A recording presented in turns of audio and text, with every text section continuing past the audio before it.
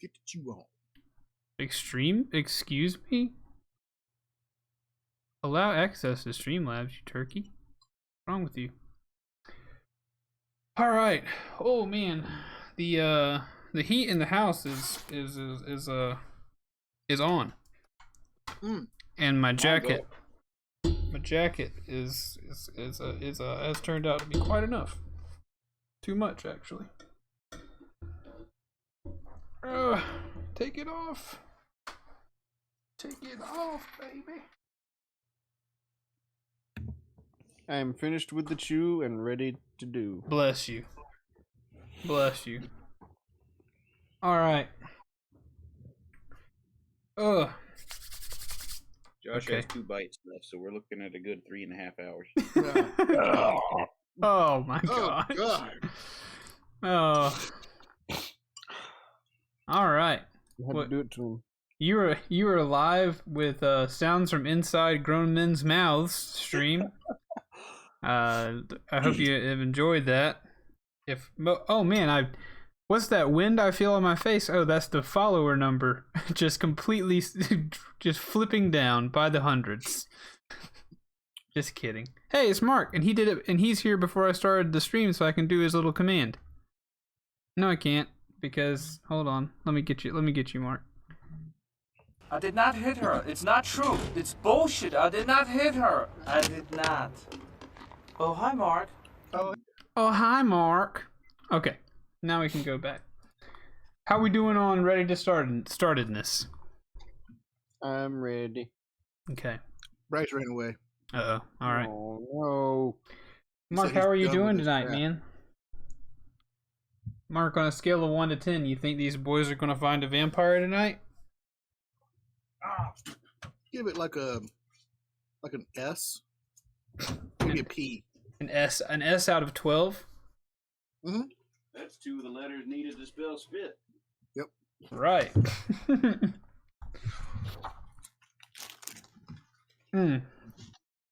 Okay, I'm back. What's going on? Who's here? We haven't started. All right. Yeah. Let's start. Is everybody ready to begin? Yes, sir. Yes. Okay. Juice. Out. Sit. Good boy. Is someone eating sun chips? Did two people mute themselves? Maybe so. Mark, it may just be you and I. All right. Sorry, thinking out Oreos and fighting a puppy dog. All right. You know how these things go. I know how they go. All right. All right. How ready are we? I'm Very ready. absolutely ready. Very ready. And I'm already done. Perfect. Cool. Did you win, Josh? Did you guys kill Strahd? Sadly, no. Well. No. But we are besties now. Okay. Well, that's plan B. That's the other way you can win. Mm-hmm. Just kidding. There is no way to win. Surprise. Sadness and death all around. Mm-hmm. Mm-hmm. Even if you beat Strahd, it turns out that you were in a rat's dream this whole time. I knew it. You never existed. All right, let's start the podcast. We'll do a recap, and then all will be well. Actually, before we start the podcast, I have to clip one more thing so that people know why I'm not chatting at them. Doot doot doodly dee dee ba bee bop doop doop dibbly squip squip squang. Where is that button? There it is. Then we click that. Nope. Click it once. Cool, cool, cool. Bada bing, bada boom. All right. All right, good to go. Okay. Let us begin the podcast. Actually, Dermot, I don't know how many clicks of gain you did. Is there like one click you could drop down? I feel like you're a little bit louder than the other boys. That is not the gain button. How about that? I like it. It is How are we in comparison? Good. Cool. Very Yep, good. yep. Very good. Very And good. if we're not, Zencaster will make it not bad. As long as we all stay in the call. Hopefully we will. Ready? I'm bailing. Yeah, we're ready. All right.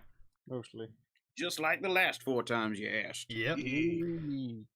Hello, everyone, and welcome to another episode of Dungeon Boys, recorded live on Twitch, your home for live streams and other things. This and stuff. Welcome to Dungeon Boys. My name's Keith. I'll be your DM. Josh playing Reginald, your orc fighter. My name is Bryce, playing Jericho, your shifter rogue ranger. I am Zenus, playing the Tabaxi rogue cleric Errol Derman, who now has wings. Who now has a weird little glider wing pack. A lot of stuff went on in the last episode, but also some stuff. So you guys were able to successfully kill Rahadin. He tried to fool you at the beginning of last episode after you had knocked down a lot of his HP. And you guys were fooled for a moment. He tried to escape, but Derman's cat-like speed was something he did not prepare for. Derman stabbed him in the back. You found yourselves in a teleportation room, which took you seemingly very far away from the castle of Strahd. You met a very disheveled, drunk, and mutated young person who was sawing on a violin, as well as a body or something covered in a bedsheet on a table. But you noticed that you were far away from the castle, so you're like, let's not get stuck here. You hop back through the teleportation fire. You found yourself back in the puzzle chamber. From there, you wandered your way down a hallway into the crypts below Castle Ravenloft. And we took a long time to investigate all the crypts down there. I think A, because we wanted to, and B, because it turned out to be quite fun that we did that. And at the end of last episode, you guys fought some hellhounds that were in the crypt of the Mad Dog, which was part of the fortune that you were told by Madame Eva at the very beginning of the campaign, Jericho. And inside that crypt, you found an item. Do you remember what that item was?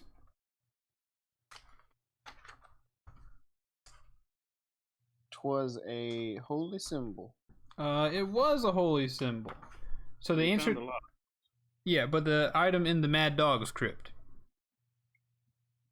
Oh, the spear. No, the holy symbol of Ravenkind. Was the spear not from that crypt as well? Let's see. I don't believe so. I thought the holy symbol was in the.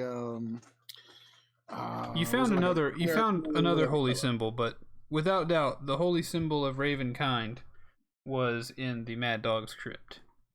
Of this, all kind of cool stuff. Of this, I'm certain. Let's see. In the Mad Dog's crypt, yes, there also was a spear, a broken spear, broken into 3 pieces of roughly equal length. Yeah. One might be able to wield it if it were repaired. But that is where we left off when you picked up that item, and you have officially found the item of which was said that the card that foretold its location was a card that tells of a powerful force for good and protection, a holy symbol of hope. And you found that very symbol at the end of last episode. And that brings us up to date. Yay. Nice. That was like the quickest recap ever. Yep. So I think I ought to tell you, let's see. I guess who's picking up the symbol? Was it you, Jericho? No, Reginald has it. Oh yeah, Reginald picked it up. Oh yeah, I've got the thing, and I got the broken spear. I've got like a broken spear collection going on. You do. You have at least 2 of those, which is how you start a collection. Right. So I guess let's pick up where Reginald has. Are we certain of that? I know, yeah, I think Reginald swept the bones around, or somebody did. He picked up the thing and he asked Derman if he knew anything about it. The symbol? The last thing that I remember. Yeah. Okay, gotcha. So we should pick up at there where you would answer that question, I guess. Hey, Derman, do you suppose you know anything about this? Not off the top of my head, no. I would wager it were a holy symbol based on the experience I've seen. And and I pull out my own and kind of dangle it a little bit and be like, it's fairly similar in makeup, at least. Which one of you fellas wants to hold on to this thing? Well, we've all got our own. Why don't you keep it? All right then. That's a good idea. So Keith, Jericho, you feel drawn to that holy symbol. I feel. I what? This is a symbol that was foretold that you might find. You're the one who got the fortune. You know this is the Mad Dog's crypt. You feel a slight draw to this symbol. Okay. Reginald. Yeah. Could I see what you're holding there? Yeah. And I hold it up at a distance. Looks just like it's right here. I feel like I'm supposed to be the one carrying that. You got one of them, one of those inklings. Yeah. Like when you said you kind of felt you needed to go look under that rock. Right. Well, tell you what, you let me borrow your sword. I don't see any harm with it here, and I'll toss it over towards him. You hold on to it. Thank you. It just feels right, you know? Yeah, right. We've all had those moments. All right, you grab this holy symbol, Jericho, and because you had the fortune, because it was foretold that you received the fortune, so this fortune telling for your party is kind of passing through you. You're feeling this magic flow through you a little bit, and you grab it. Then you touch this holy symbol that is a platinum amulet shaped like the sun with a large crystal embedded in its center. And you can feel its power. You can feel that it's a force for good. And even all of you are kind of are good aligned characters. All of you, as he touches this thing, can feel that in this dark crypt where there is no natural light, where everything is dead, that there is some light coming from this holy symbol. And Jericho, when you hold it, you kind of attune to it, and you now know what this thing does. And it also you are able to discern kind of splotchy bits of history about this holy symbol, and immediately you know that this thing is old. It's old, possibly older than many of the places that you've been all over Barovia, even some of the ruins. And you can feel a sort of a legend forming in your mind that it was possibly, there's a legend that it was delivered to a paladin by a giant raven to be a force for good in this realm. And you can detect that this holy symbol was used to destroy vampires, or at least has something to do with defeating vampires. And so, I will read you the powers. Are you ready to take down? One moment.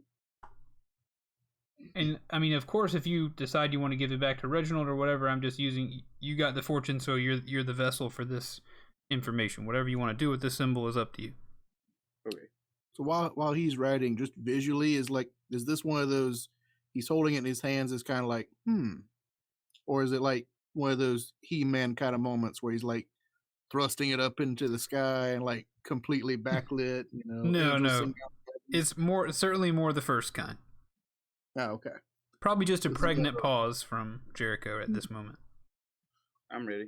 Okay, so this holy symbol has 10 charges for the following properties. It regains 1d6 plus 4 charges daily at dawn. Let me know when I can move on, I guess. 1d6 plus 4? Mm-hmm. Okay. So, one thing it can do, it has hold vampires.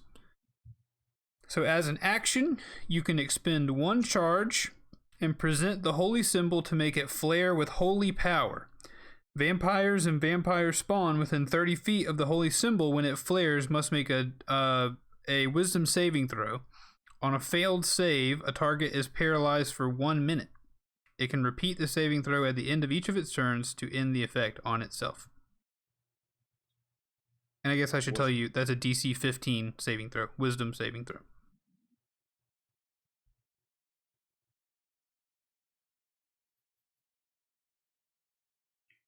Okay. Vampires within 30 feet must make a wisdom 15 save or they're held in place. for 1 minute. Okay. They can repeat the saving throw at the end of each of their turns. And it costs an action. Okay. Got that. It So also... it's just paralyzed for 1 minute? Yes. Vampires. Also, it has Turn Undead. If you have the Turn Undead or the Turn the Unholy feature, you can expend 3 charges when you present the holy symbol while using that feature. When you do so, Undead have disadvantage on their saving throws against the effect. I don't think you have that. No, I do not. Okay. So it also has Sunlight. As an action... Wait, so I can't use the Turn Undead at all? Correct. Oh, wait. Yeah, no, it looks like you can't use that feature at all. Okay. Sunlight, though, has another power called Sunlight. As an action, you can expend 5 charges while presenting the holy symbol to make it shed bright light in a 30-foot radius and dim light for an additional 30 feet. The light is sunlight and lasts for 10 minutes or until you end the effect. No action required. So you don't have to have an action to end the effect. Okay. What were the distances again? 30-foot radius of bright light and then a dim light for an additional 30 feet. You said you don't have to put it out? It's not an action to turn it off. You can turn it off whenever you want.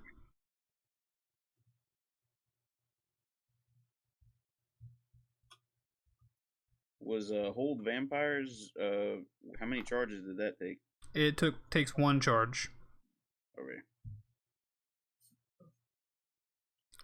The symbol holds 10 charges. What now? Sorry. I was going to say, these are progressively just taking more charges. Correct. Like yeah. 1 through 5. Yeah.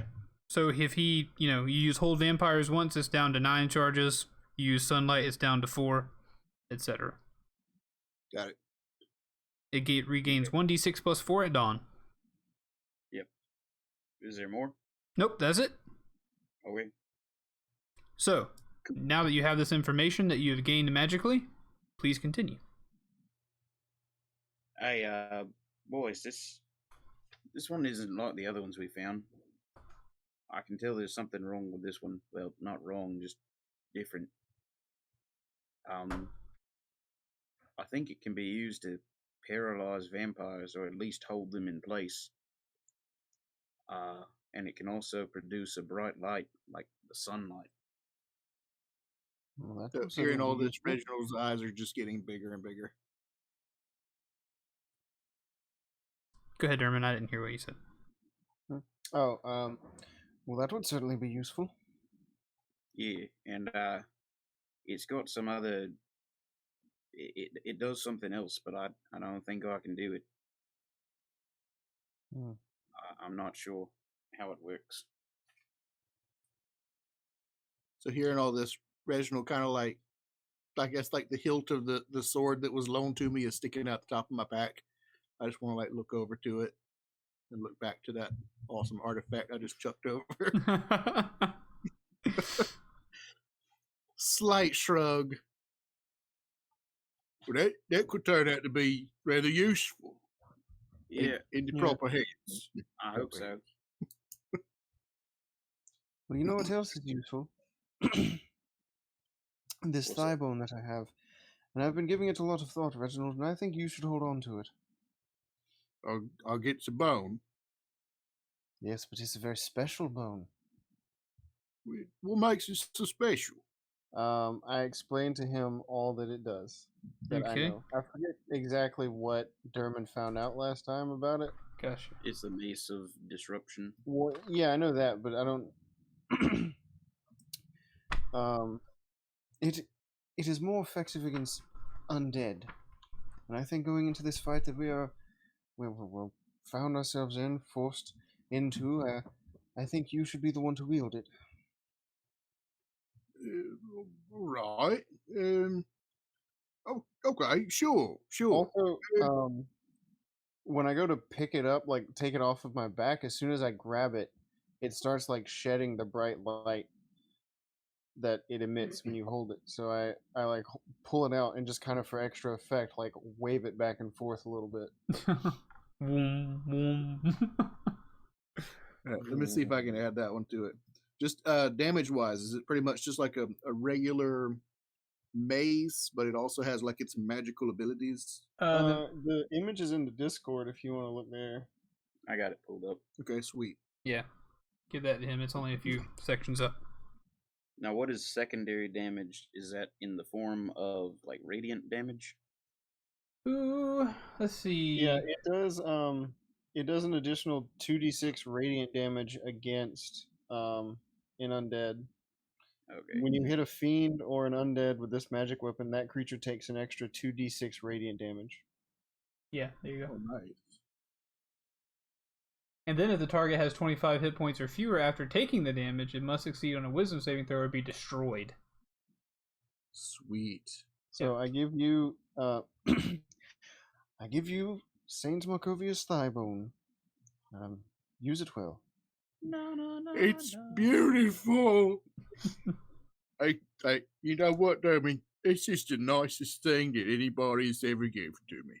It might look like a stinky old bone, but I think with this and that little sparkly thing with the Jericho's gold, I think we might be able to get out of here. I certainly hope so. And you know, I'm going to go ahead and say that it's pretty odd that someone giving you a thigh bone is the nicest thing anyone's ever done. It's really the thought that counts. It's quite indicative of well, maybe we should just get going. Right. Yes.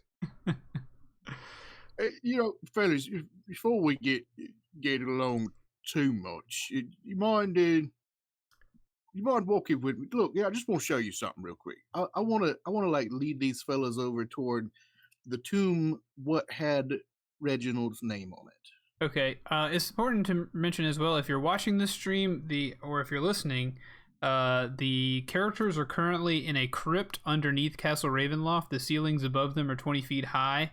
Imagine a taller version of like the catacombs below Paris, if you've seen any of those like photos and stuff, like, you know, cramped spaces and tombs everywhere that are blocked by stone doors. So it's very dark, kind of cramped down here, just the ceilings are tall.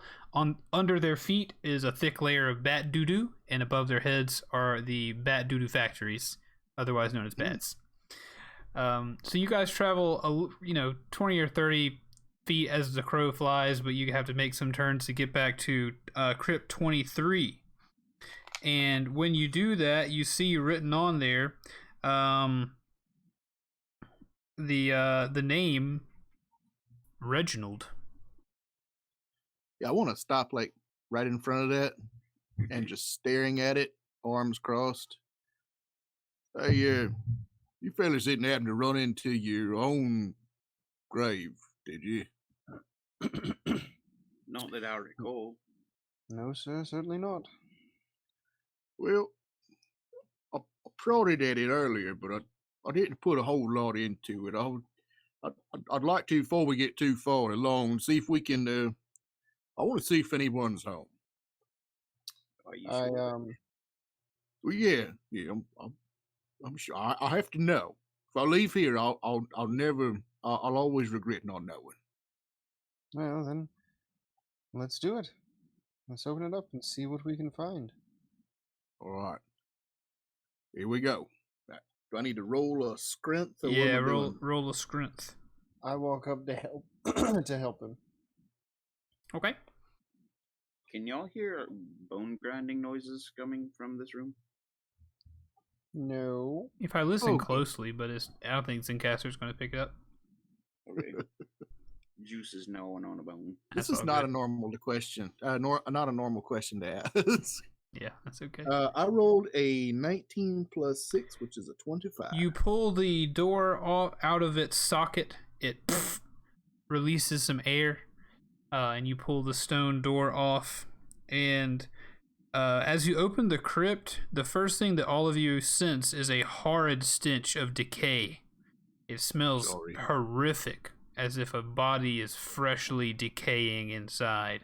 And as you look inside, there is a corpse lying on the marble slab within, and the corpse looks just like Reginald. Well, that is unsettling. Right. I mean, he looks sort of fresh. Well, look, I'm right here. Who is this fellow? Reginald, Yeah? have you died lately? Not as far as I know. Do you feel like you've always been Reginald? Well, yeah. What you getting at? Can I investigate the corpse? Absolutely, if you'd like to. Jericho, are you about to say something? You weren't copied at some point and murdered and replaced, were you? No, not as far as I know, but if I didn't know then, would I know now? Oh, I suppose not. Dermot, you see anything telling in there? I got a 13. As you walk into the crypt and you begin to investigate, the stench is almost overwhelming. You almost would like to turn back, but as you reach your hand towards this dead body and you begin to feel around, whenever your hand touches Reginald's dead body, for just a moment it feels like a cold, dead corpse, and then it begins to melt away. Jericho, Reginald, as it melts away, you can hear a wisping wind pass through the catacombs, going past you. And as you feel the wind pass you, you turn your head to the door that's been leaned up against the wall, and what you see is Reginald's name wipe off as if it were dust on the door of the crypt, and as his dead body melts away on the slab and disappears. Right. Anybody else just see that? I guess you're not dead. Well, no, I'm not dead. Could have fooled me. I mean, I could imagine I'd smell that bad when I was dead. Yeah, you Oh. want to smell that bad now. Right. A little bit, but I think we should just leave this alone for now. It doesn't seem to be doing us any good. Reginald, you're clearly not dead, thankfully. So, let's say we get on out of here, shall we? Right. Yeah. So now, if I'm not dead now, and it looks like I was dead then, but then I wasn't dead. Let's just not think about it. No. Am I immortal? No, you're I not. wouldn't test it. Are we sure? Well, you know what? I got a feeling we'll find out at some point. I'm just curious. I get that sense as well. While we're talking about strange crypts we all found, you didn't happen to find any others that you didn't mention, did you? Well, I mean, there's lots of other ones. Look, how often do you find your own name on one? I want to lead them over to the other one. It had like the name of the rocking horse. What was it? Bocephalus? Ah, Bocephalus. Bocephalus. Yeah, I mean, there's lots of What a things cool to name, look by the at way. here, but I mean, I found my own name. I mean, how interesting is that on a grave? So you guys walk back. Stopped right in front of the other one. Yeah, you guys walk back to, it's actually crypt number 39 is Bocephalus. So you guys go all the way back down towards 38, towards what seems to be the back wall of all these catacombs. And what? A bit of meta. Do we see what those things are on the map? The target shaped things? Okay, you do not. Those are part of the map. Those are and part not of the map. Yeah, so again, podcast listeners, we're for the benefit of people watching and for the benefit of the party, because we're not together and they can't see my hand motions and any other ways I can use to describe things. They can see the map. I'm trusting them to be good boys and not metagame too hard on the map, which you just witnessed good, wholesome D&D play in action. Bryce calling himself out. Not for metagaming, but making sure I know that he's not, which is cool. You people out there, if you do metagaming in your D&D, know this. You're making your DM mad. He might be too nice to tell you. But don't you metagame out there, D&D people. Yeah. Gotta watch the blood pressure, for sure. Amen. Bocephalus. You guys approach the tomb of Bocephalus. Also, the reason that they're not, disturbing the bats or whatever is that I'm being quite generous with the way they're moving about in this crypt. They've all been very shrewd. They've all been very quiet when they rolled stealth to get in here. So I'm letting that cover their trip through this crypt, because none of us want to have them fight bats all night like a JRPG. So, Bocephalus, the Wonder Horse. The inscription on this tomb says, Bocephalus, the Wonder Horse. May the flowers grow ever brighter where he trods. The door to this crypt is larger than all the others. It's 6 feet wide and 8 feet tall. So approximately horse-sized. One might think. That is a big door. Reginald is not one who might think. Reginald, why this one? Oh, this is from the, that's what was on the rocking horse back at, the Wizards of Wine. Right, where I got that nice sausage from. I remember the sausage. But yeah, this was the horse. It was such a unique name. I decided I want to name my 37th child Bocephalus. So Why not the 39th? It's the 39th tomb in here. I already got the 39th figured out. All right. That Good. is ambitious. Tomb cracking, boys. Get to cracking. Right, Yes. right. And Reginald, with the old knuckle crack, rolls a 16 to move that door. I'm helping. Roll it with advantage. That It was door. a 7. You weakened him. You are unable to remove the door from this tomb. You know what, boys? I think I was a little bit taken by seeing my own corpse there. Let me try that just one more time. I don't know if you can do that. That's up to you. I That's help what him I'm trying to again. put out. It doesn't seem to budge.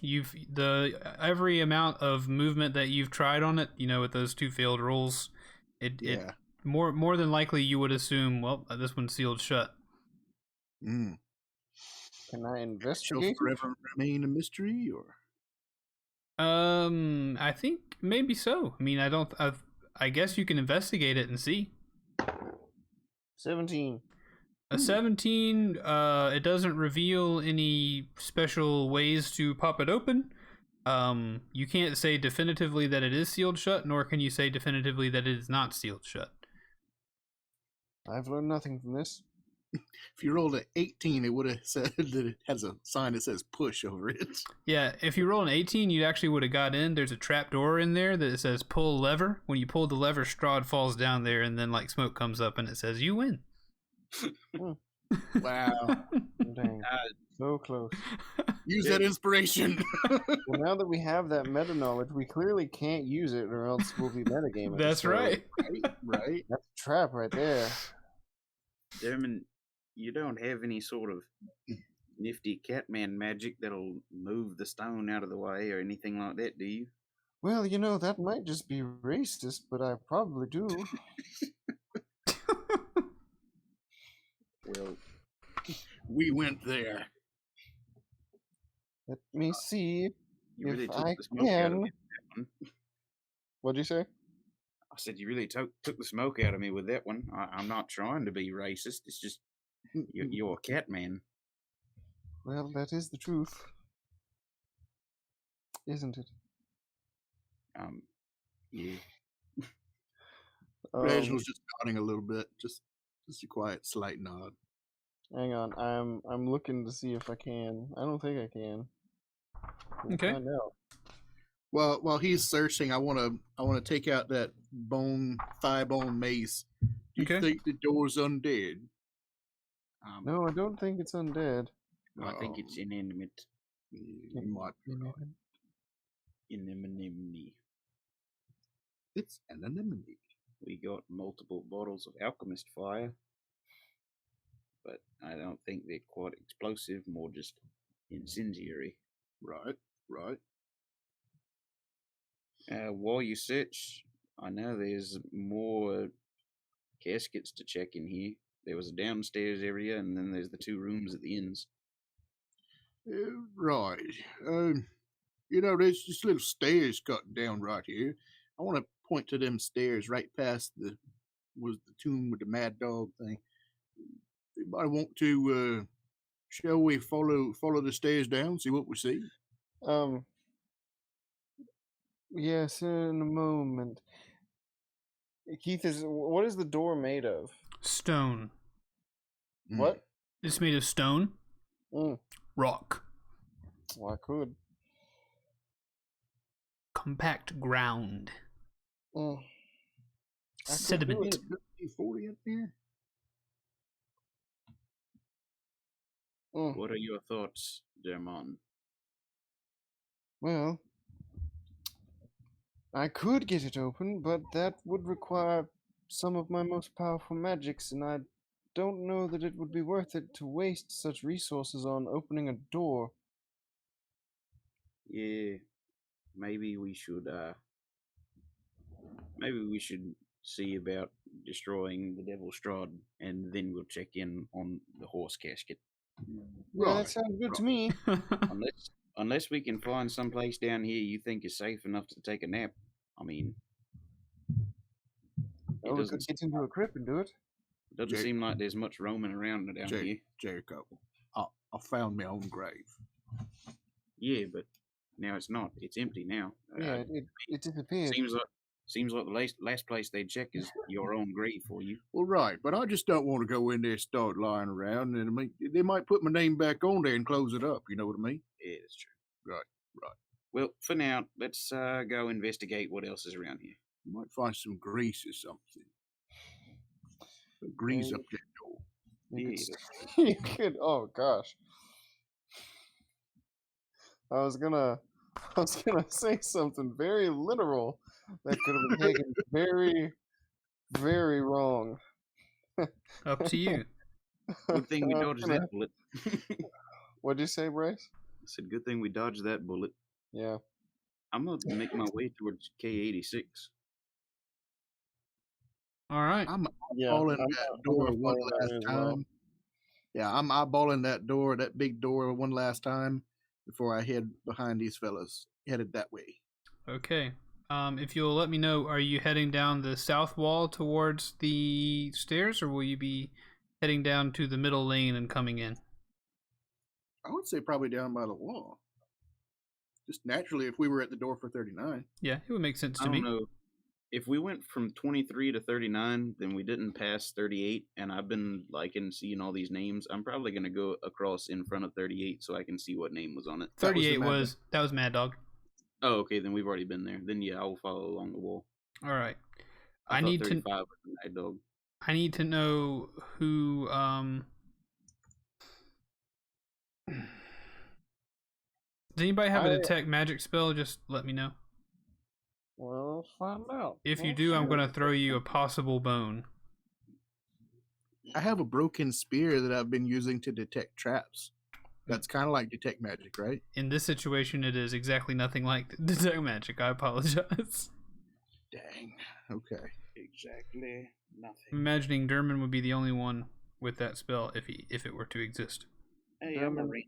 I do magic-y stuff. True. Derman I do not have it prepared. No.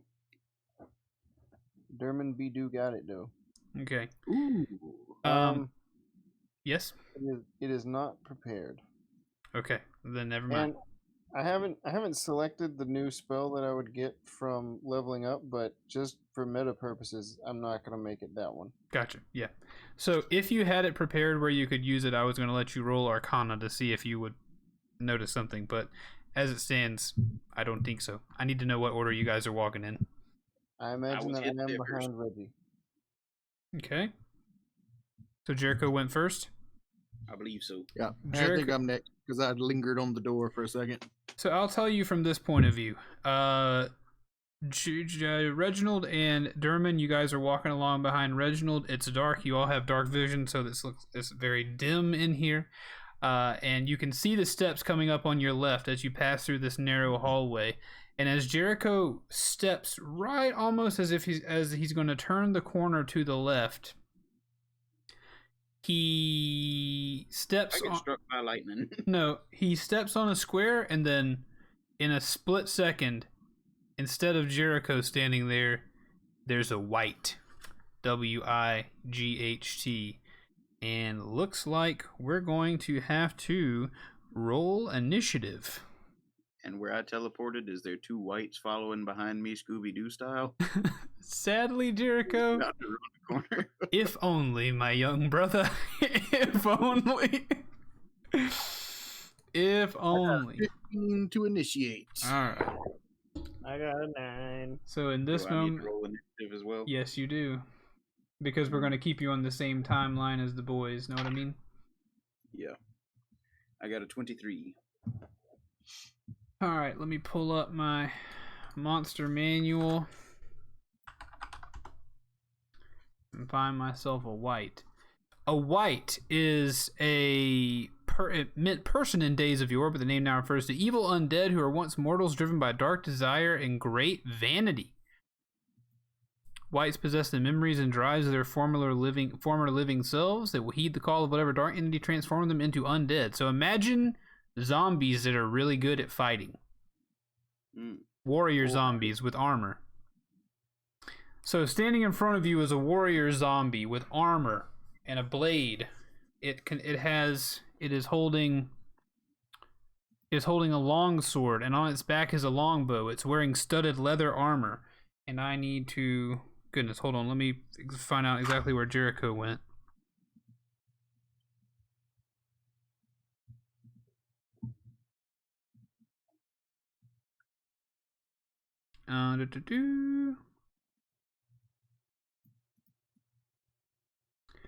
Real quick, talk amongst yourself for a second. How you have a good day? No. It was all right. Work was pretty slow. Just kind of steady and not really doing much today.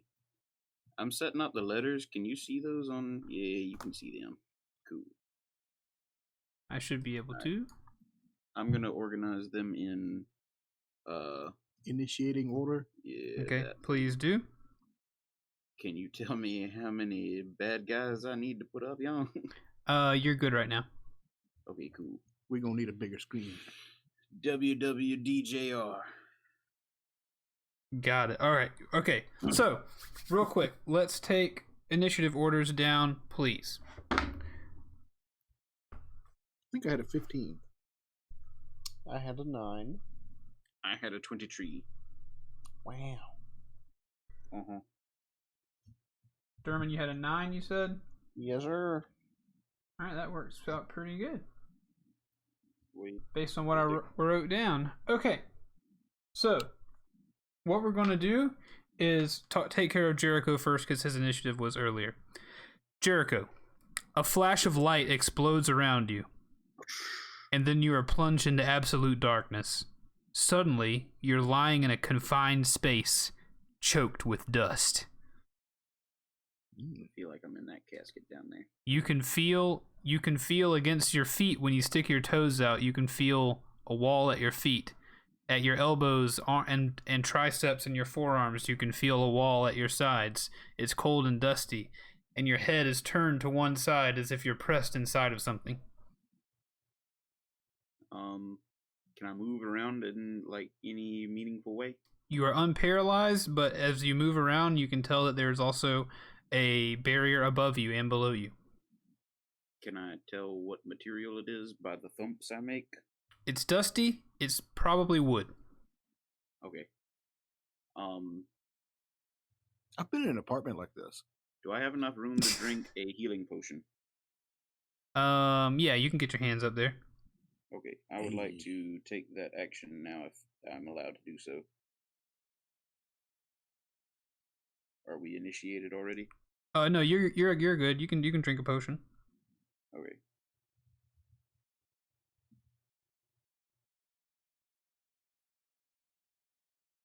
Okay. So you drink the potion. We've taken that as a bonus action, so you've got an action left if you'd like. Hang on, I'm adding stuff up. Gotcha. Go for it. Also, anybody who's watching our stream tonight, we appreciate you, we love you, and we're glad you're here. Podcast folks, remember that this show is recorded live. If you would like to join us at Monday night, 7 p.m. Eastern Standard Time, you can catch this show live. And the podcast folks, you don't hear all the commercials we do. We do an ad every 15 minutes. Mostly for Heinz ketchup. That's some good ketchup. It is.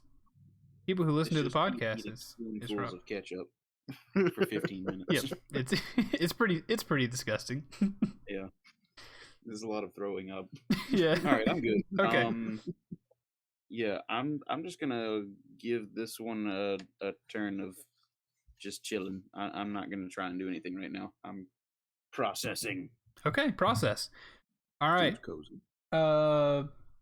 Jarek or Reginald and Durman, let's place you. Have you been placed on the map yet? I'm not placing things on the map because I didn't know if you'd be able to move them around. Good call. I should but be could able you to. give me that initiated order. It's the White, and then Reginald, and then Durman, and then you on top, of course. I cannot move them, it seems. Nope, I can. I can't move them. Hey, I can't look move at them. that magic. Now we got J-Word. And you were behind Reginald, Durman? Yes. Yeah, like within 5 feet, like right behind him. Perfect. That's what I was thinking. Okay, and so we decided that these squares are 10 feet across, not 5, so you guys are right. You guys are 10 feet away from this White. Sound good? Nope, Jericho, that's not where you are, buddy. You can't move it like that. Okay.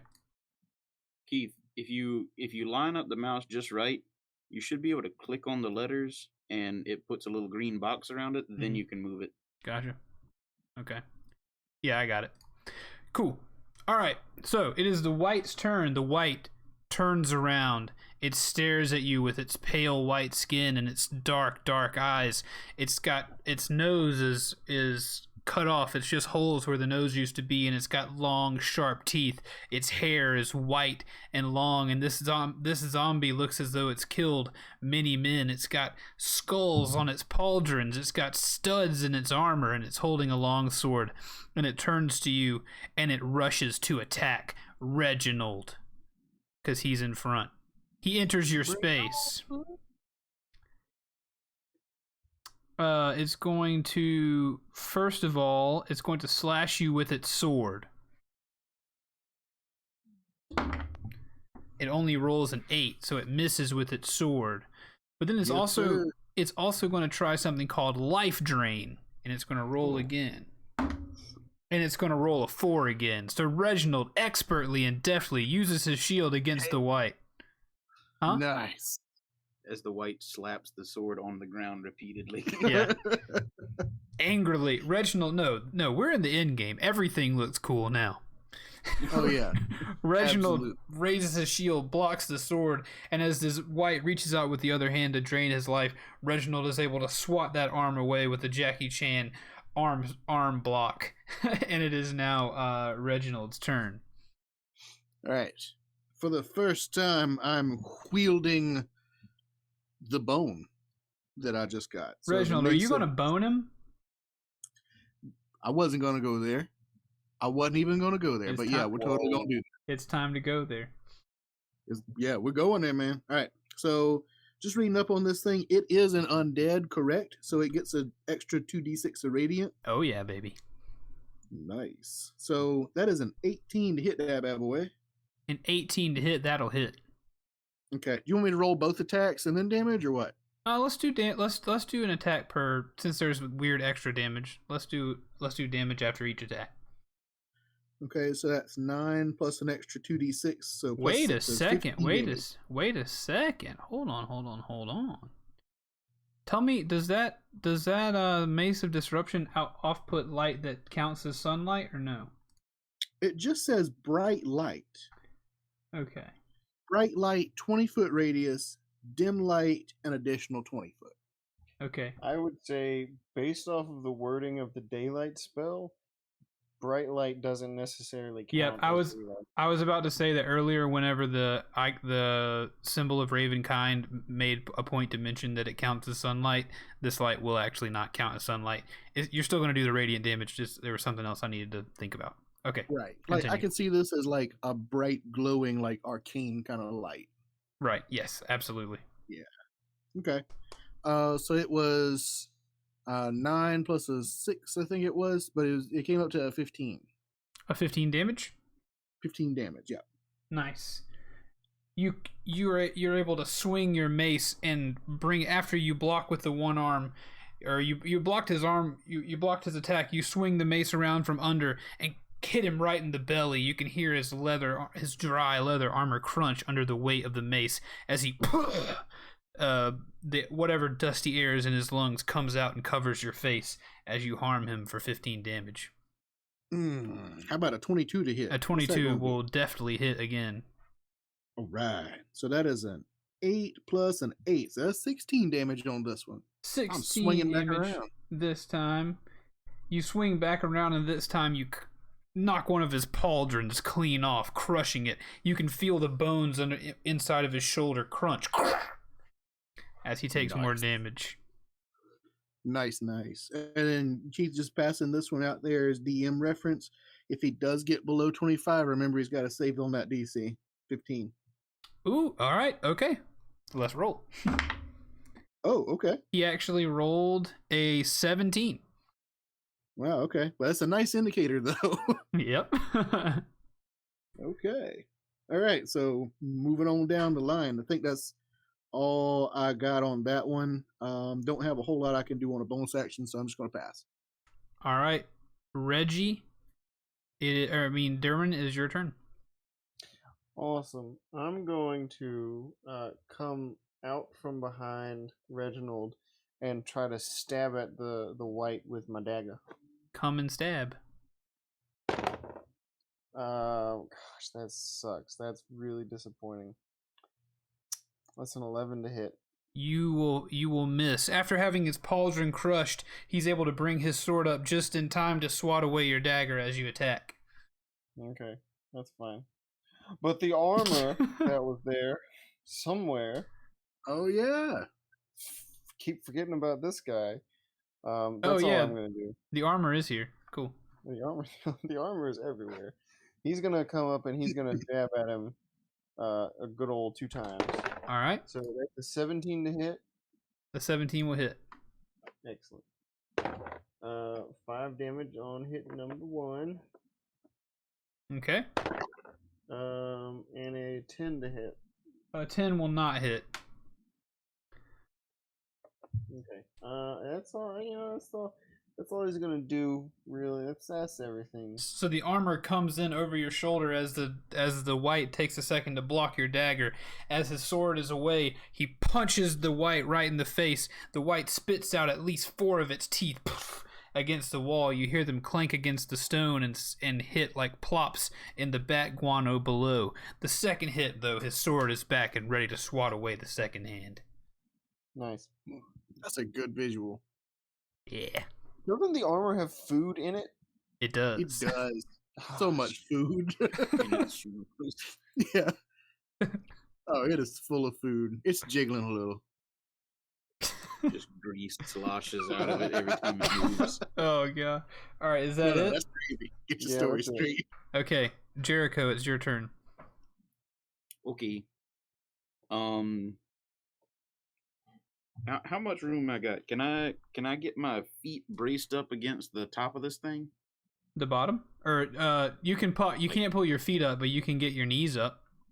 Okay. I want to brace my knees and my hands like I'm upside down crawling against whatever's on top of me and try and push it off. Okay. I know I am laying. Get those hammers up. Or am I in There's a position? raid coming. Sorry, we had a raid come in. Would you finish that last sentence for me? Am I laying down or standing up? You're laying down. Okay, then yeah. I'm going to assume I'm in a coffin, Yes. and I'm going to push against the top. Okay, roll a strength check for me. Cool. And thank you guys so much for bringing in the raid, Baldrax. We are playing, and thank you for the follow earlier, Molly Berry. Yes, we are playing D&D. We're recording for a podcast, so I'm pretty limited on how much conversation I do with chat. Thank you guys so much for the raid. Enjoyed raiding you earlier. And enjoy some D&D if you'd like to stick around, my friend. What was your roll? That is a 14. A 14. You roll with your strength, and you're able to flex all your muscles and pop the lid off of this coffin, and it it just flips off the side of the coffin, and you find yourself, you have dark vision, of course. So you find yourself in a dank, almost vault-like room. you're looking straight up, so you don't see what's on the floor or anything. But looking up and sticking your head out of the coffin, you can see in your periphery that this room is awkwardly shaped and it smells of rotten meat. Looking around you, you count 15 stone coffins that are scattered throughout this room, and they're all oriented with their heads pointing the same way. The floor, I'll tell you what the floor looks like because you popped your head out. The floor looks like it is covered with human bones and rusty swords. Save one bullet for yourself, am I right? Whoa. There appears to be no other door or anything. Roll perception for me. Okay, yeah. That's a 15 plus 8 is 23. 23. When you look up, you can see that there's a 10-foot square shaft heading up out of the darkness. Well, not out of the darkness, it's just heading up. It's dark up there, too. There's the sound of slowly dripping water echoing throughout this room. Ooh, boy. I've used my action already, correct? To open the lid. Yeah, you have. Okay. But you can move. Can I interact with an item in the room? You may. Can I open one of them coffins? You sure can. Reminding the DM that I am invisible to dark vision. Yep. You sure When are. you put it that way. Maybe I'll wait till my next turn when I have an action to spare. Well, no, it's not a. I mean, it's not a. It's not a. It's sealed in the same way that yours is, so it would be an action. You try to interact with it. Excuse me. You try to open a coffin, but you realize it's going to take some effort. Okay. So that will be the end of your turn. Yeah. When you step onto the floor, you can feel that you're walking on a floor of bones. The floor of the room that you're in, you're standing on only bone, human bones. You went from a floor of bat guano to a floor of bones. Mm-hmm. This guy needs like housekeeping or something. Yep, and it's very dark in there. Very dark, even not dark that you can't see because you have dark vision, but you can tell it is. There's not any natural light coming into this room, baby. Only the That's it. unnatural. Okay, it is now the White's turn. The White is going to do its best again to reach towards Reginald and try to drain his life. Yay! Holy crap, he crit fails. That'd be a no. But he's going He rolled a no. he's going to try it with his multi-attack. He's going to redo. This time he rolls a bloody 13. What a pansy of a freaking enemy. What a turd. He's just kind of flailing. Well, I mean, we're in a tight space, and Yeah. you know, I mean, you're got that shield up. Yeah, you're a so, fighter. yeah. It makes complete sense. So he tries again, and each time you just pull up your shield, almost blocking the whole room. You know, just blocking with that shield and stopping his attacks. It's now your turn. Yeah. We're in the end game. We are. Reginald is a beast at this point. He is. Well, I try. I'm level 9. I'm half beast. He's slathering at the mouth as he deflects blow after blow. Right. All right. So I'm going in with the mace again. It is a 26 to hit. Will that do it? A 26 will hit. Just a little bit.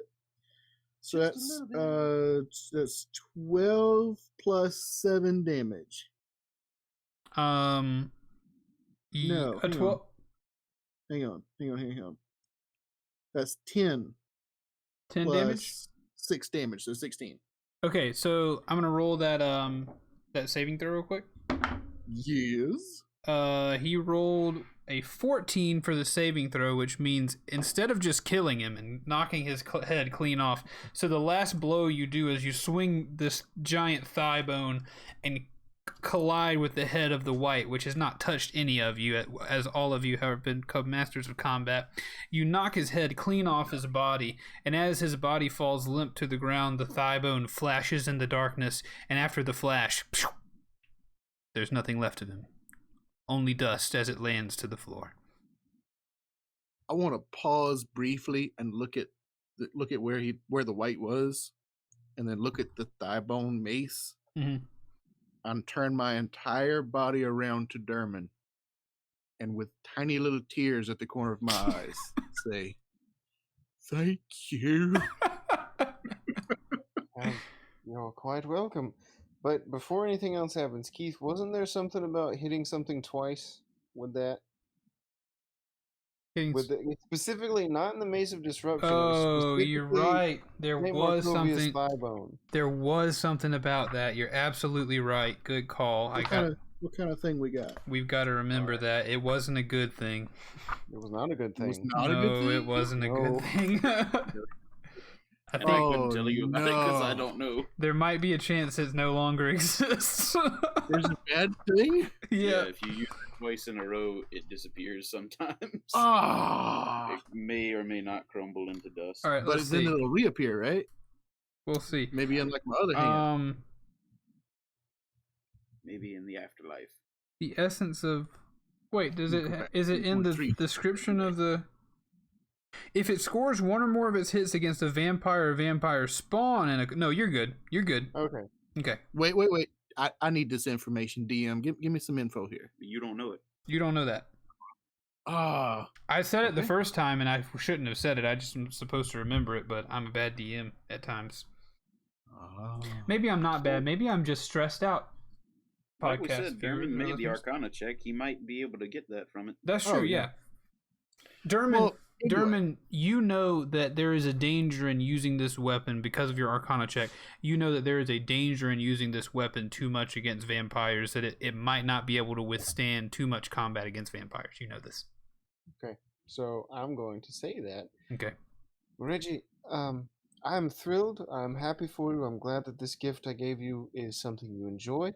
You seem to obviously be quite fond of it and quite capable when using it. But I would caution you, I'm not entirely certain of the details, but I don't think you should use it to its full effect against vampires. Or it seems like a bad idea. Right. It's probably not sporting. Well, you could look at it that way, but also it's a thigh bone. It seems rather fragile. Well, I just advise caution when using it. You don't want to lose it. Right. Okay. Now that makes sense. It's not a finely crafted weapon. It's right. No, it's just right. I got this. some ladies or dudes, man. I'm not certain. It's just some leg we found in a dungeon. Right. It glows. Leg. I want a t-shirt that's with a giant femur bone on it, a bejeweled femur bone that just says in quotes, "It wouldn't be sporting." I want that t-shirt so bad. I want that oil painting. Yeah. What are you talking about? I've got chats about my face because I was trying to hold back the laughs when you said it wouldn't be sporting. You know what? Have some inspiration for that little joke. Also, Zenas, take some inspiration for remembering that. Nice. Because I completely forgot. A little bit inspiring. Would you guys like to see a picture of a dungeon master who just remembered he can give inspiration? If you'd like to, twitch.tv/tankmediagames at this very moment. You know you want to see it. Yeah. So at that very moment, I'm elated. I have newfound knowledge smacked down upon me that I shouldn't beat something with my bedazzled bone. And I want to turn around to explain it to Jericho. Hey, Derman, wasn't Jericho just here? Well, yes, he was, but that white seemed to have taken his place. Is it? We're still in combat, I assume. Yeah, let's call it still in combat because of. Okay. Is it my turn or is it still Reggie's turn? I would say it's still Reggie's turn unless he moves. Okay. That's it. I only used the one attack, but I think that was all we needed. I just want to turn back towards Derman, like full body, turn around, hand on each of his shoulders. Where's Jericho? Did you see where he went? I kind of like brush off his hands and like kind of turn him with me as I start to walk forward. Well, he was here and then he wasn't. Did I mean, like, German wasn't, like, just staring at his feet. Like, he was kind of paying attention to what was happening. So would you say that he saw, like, what happened to Jericho? That he, like, swooped? Yeah, it looks like he swooped and traded places with a white. It doesn't look like he turned into a white, which nobody considered that possibility, and the OG guy just murdered him very quickly. But in Reginald's mind, like I kind of saw this as being like the white showed up between where we were. no, yeah, so it directly in the same spot. Yeah. It was the old switcheroo. Real quick, I'm gonna go take Mia downstairs if you guys want to like tell a joke or something. I'll be back in 5 seconds. Oh, it's gonna be like the best joke ever. So this I horse know it walks is. into a bar, He did not. and the barkeep says, "Why the long face?" And the horse just neighs and starts kicking tables around because he's a horse. Okay, so I've got 2 thoughts on this room that I'm in right now with 15 caskets. Is the first death? Yeah, number 1, Keith asked me many times if I was sure I wanted to open the casket, so I assume something bad is inside. Yeah. But at the same time, I really want to open the caskets. And All right. Keith is back. I'm back. It's another red. Okay, let's go to Jericho. Oh, you missed such a wait, good no, I joke. wasn't done. Oh yeah, sorry. Go ahead, Nerman.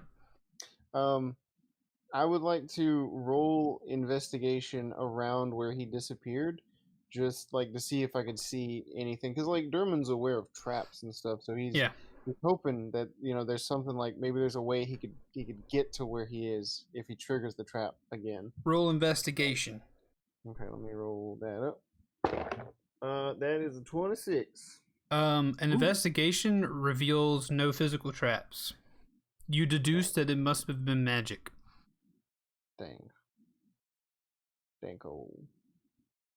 Was that my action? Are we counting that as an action? I think, yeah, let's probably count that as an action. That probably took you a second. Okay. Then that is all. Alright, Jericho. We're back in the deep, dank pit. Does the armor have any ideas? The armor clinks its finger against its chin. He has done that before. There's a precedent. Alright, so I'm going to stand directly below that hole in the ceiling. Ooh, you know what I should have mentioned to you last time? Should have. No, I don't, because you didn't mention it. That it looks like in that shaft there are stones protruding from the shaft at regular intervals, as if maybe if you'd like to climb, they would be good for footholds, but they do look quite slippery. Do what? You said it's 10 feet in the air, correct? No, the shaft is 10 by 10 wide. Oh.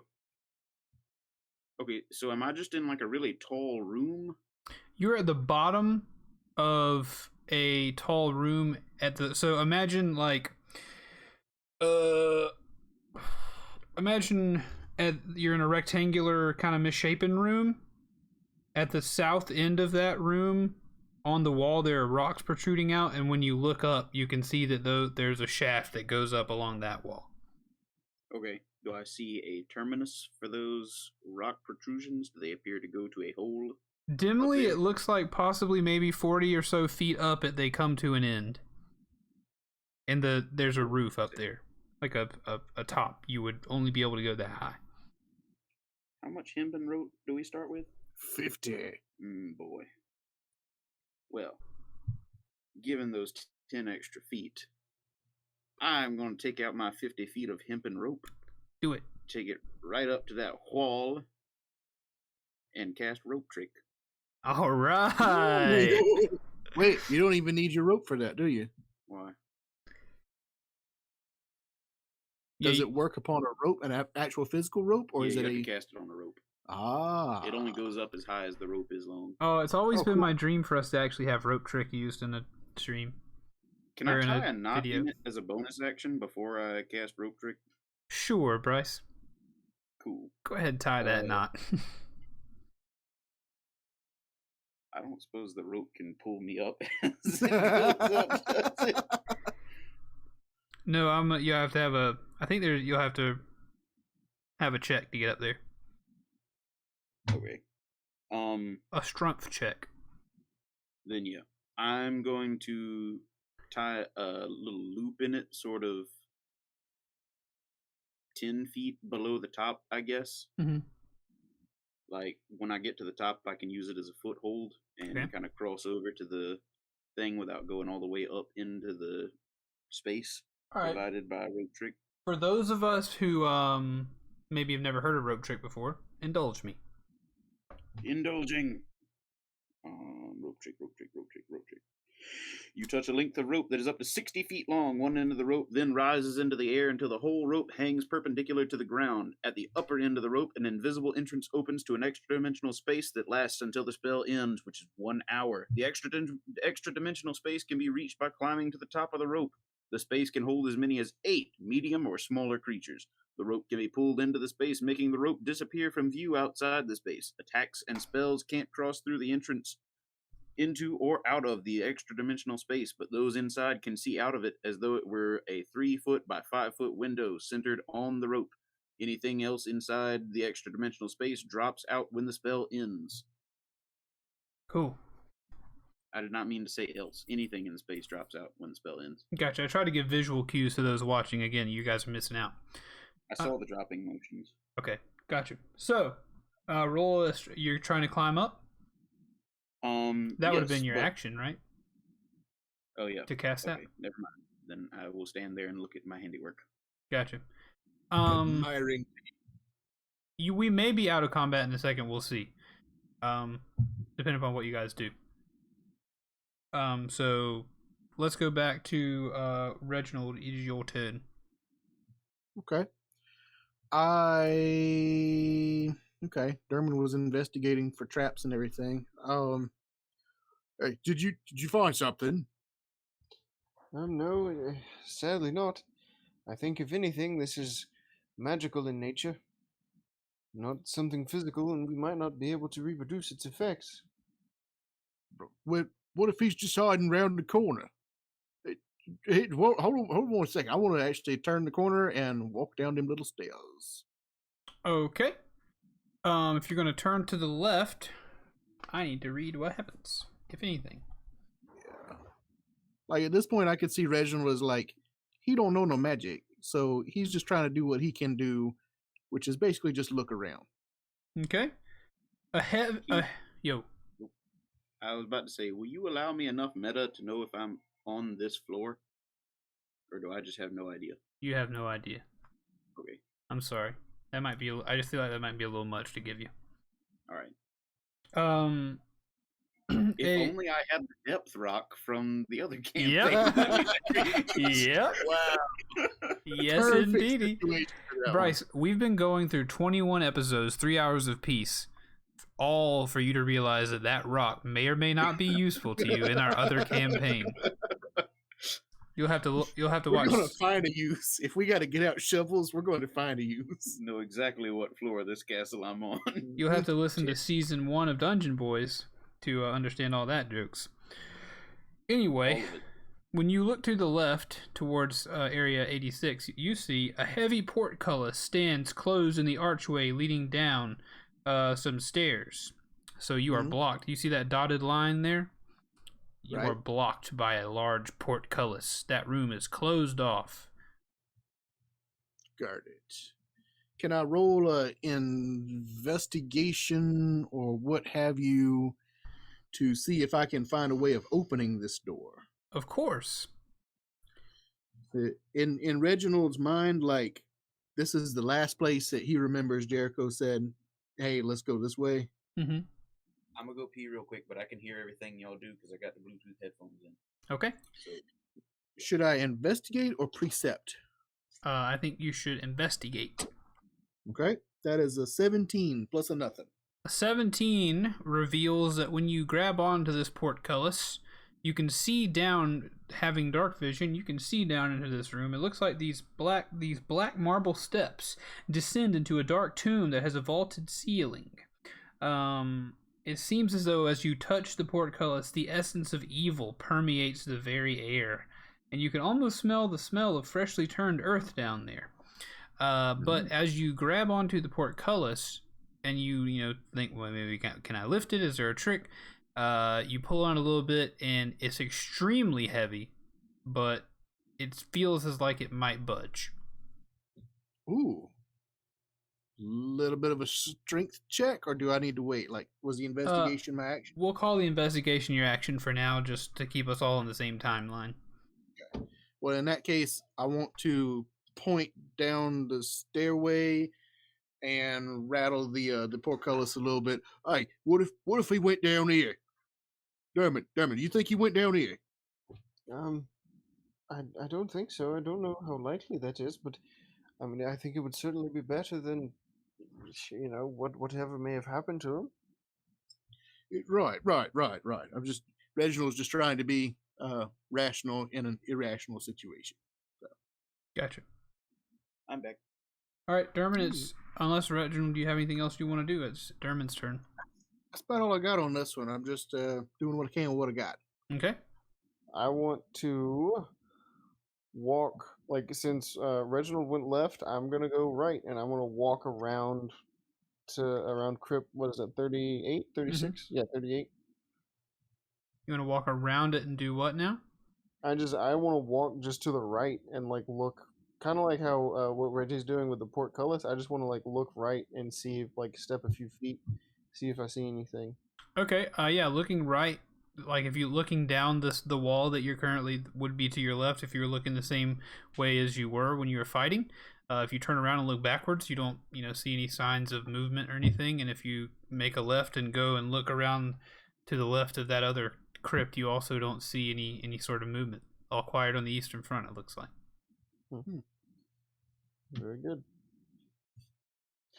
Then I'm gonna step back to Reginald and, well, I have no idea where he could be. But I may know something that could help. Yeah? What's that? Something, possibly. Well, it's for a good cause, I suppose.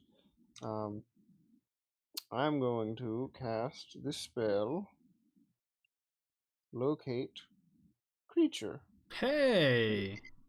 Describe or name a creature that is familiar to you. You sense the direction to the creature's location as long as that creature is within 1,000 feet of you. If the creature is moving, you know the direction of its movement. The spell can locate a specific creature known to you or the nearest creature of a specific kind. If the creature described named in a different form. The spell can't locate a creature if running water at least 10 feet wide blocks a direct path between you and the creature. Okay. So it's an action, so I'm going to cast it up, and I'm going to describe Jericho, and I'm going to name him Jericho Moldrinker, and what do I feel, if anything? Okay. Knowing our luck, you'll find the next most similar creature to him. It's just a crocodile. There's something, yeah. All right, so I'm gonna or maybe I'm gonna refresh the page or something, because this thing is all jacked up for me.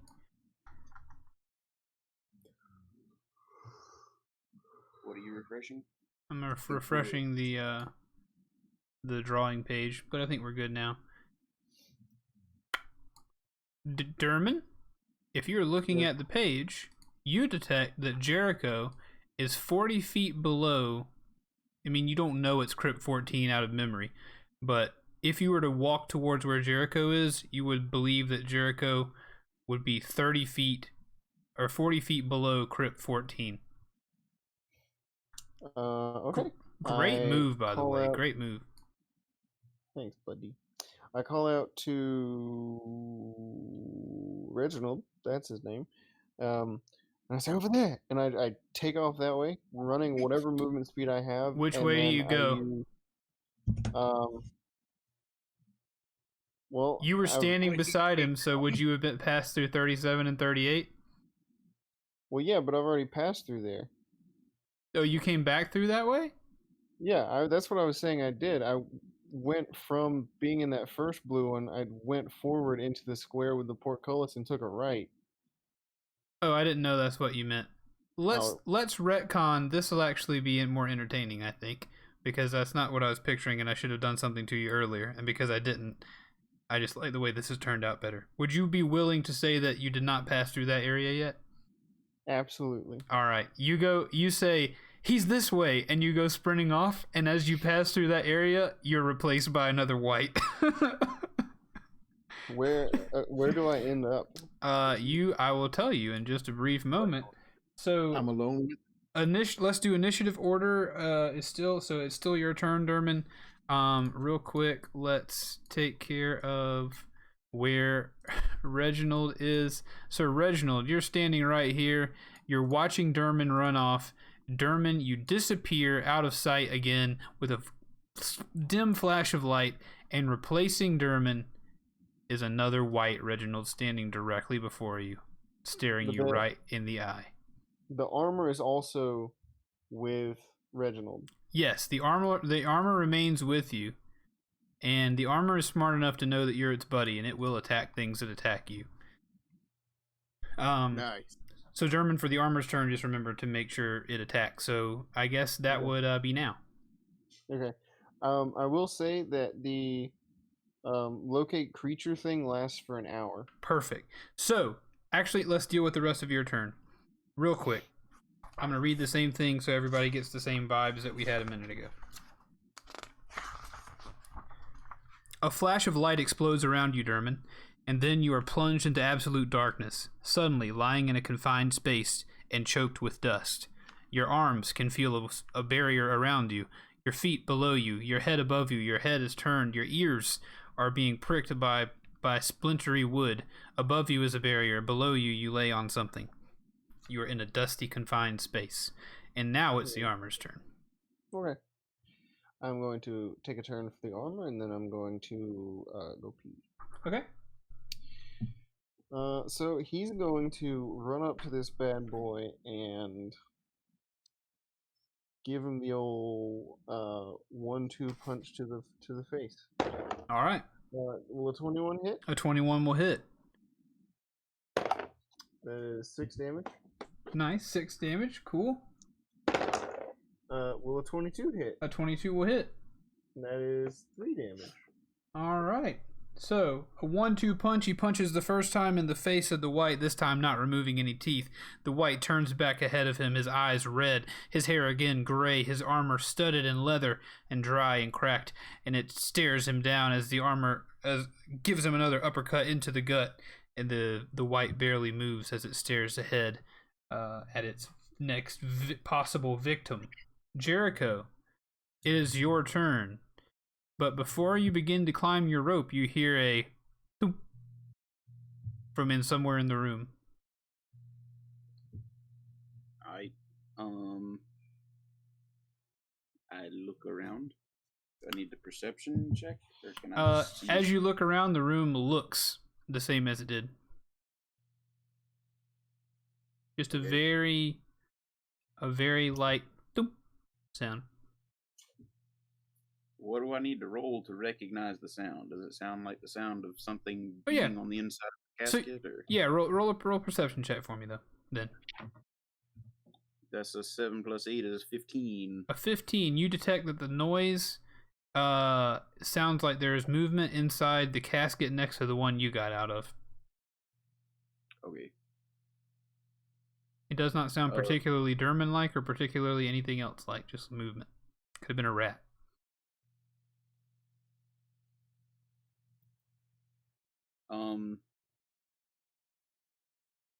Alright. I'm gonna grab the bottom of the rope and I have an extra 10 feet of it because it only well, no, I guess it went all the way up. But no, the roof stopped at 40 feet. Yep. I'm gonna grab the bottom 10 feet of the rope, the very end of it. I'm gonna put it in my teeth and then climb the rope so that the bottom comes up with me. Oh, nice. That's a cool move. And I just want to go all the way up to the loop. Can I use the wall where those footholds are and get some assistance? Yeah, get some advantage. Roll a strength check for me. with advantage. That's a 7. Cool. With advantage? Yep. I have no modifier for strength.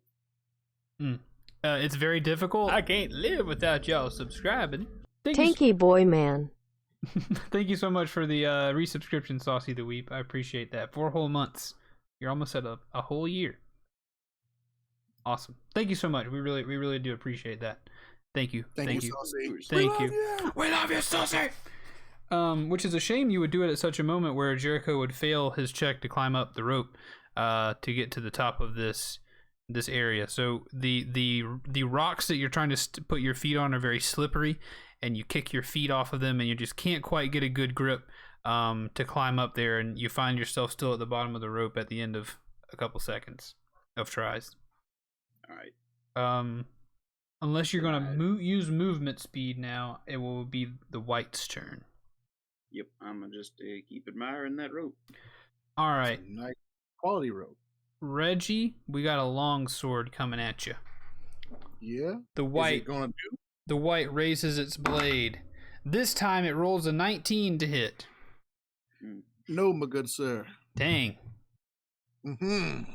You're able to this time raise the thigh bone and swat the blade away. Nice. He's I got two can't attacks? live without y'all subscribing. I am totally not creative enough for this game. Has he got 2 attacks, or has he just got the 1? Sorry guys, I had another subscription during the stream. Thank you so much, Soviet Onion Bro. I appreciate it. These are the kinds of things you miss on podcast listening. But thank you so much, Soviet Onion Bro. You are creative enough for this game. You could play it. But thank you so much for that subscription. We again, the Dungeon Boys and I definitely appreciate your financial support for sure. Really appreciate it. The Soviet Union, why not the proud turnip? Oh gosh. In Soviet Russia, I guess you make onion cry. You're welcome, Soviet. Thank you, man. I missed a lot. What'd you say? What'd you guys say? Does it not have dose attacos? It does have dose attacks. It's going to try to drain your life, Reginald. It's going to try again. This time it rolls That's a 20. essentially all It rolls a 22. Yeah. Okay, so you're going to take some necrotic damage. I'll let him take it. All right, I got to go get the dumb dog again in a second. All right. You're going to take 7 necrotic damage, and you must roll a Constitution saving throw. Okay. 7 of the damages and a Constitution saving throw. That is an 11. You sadly fail, and this the necrotic damage that you take.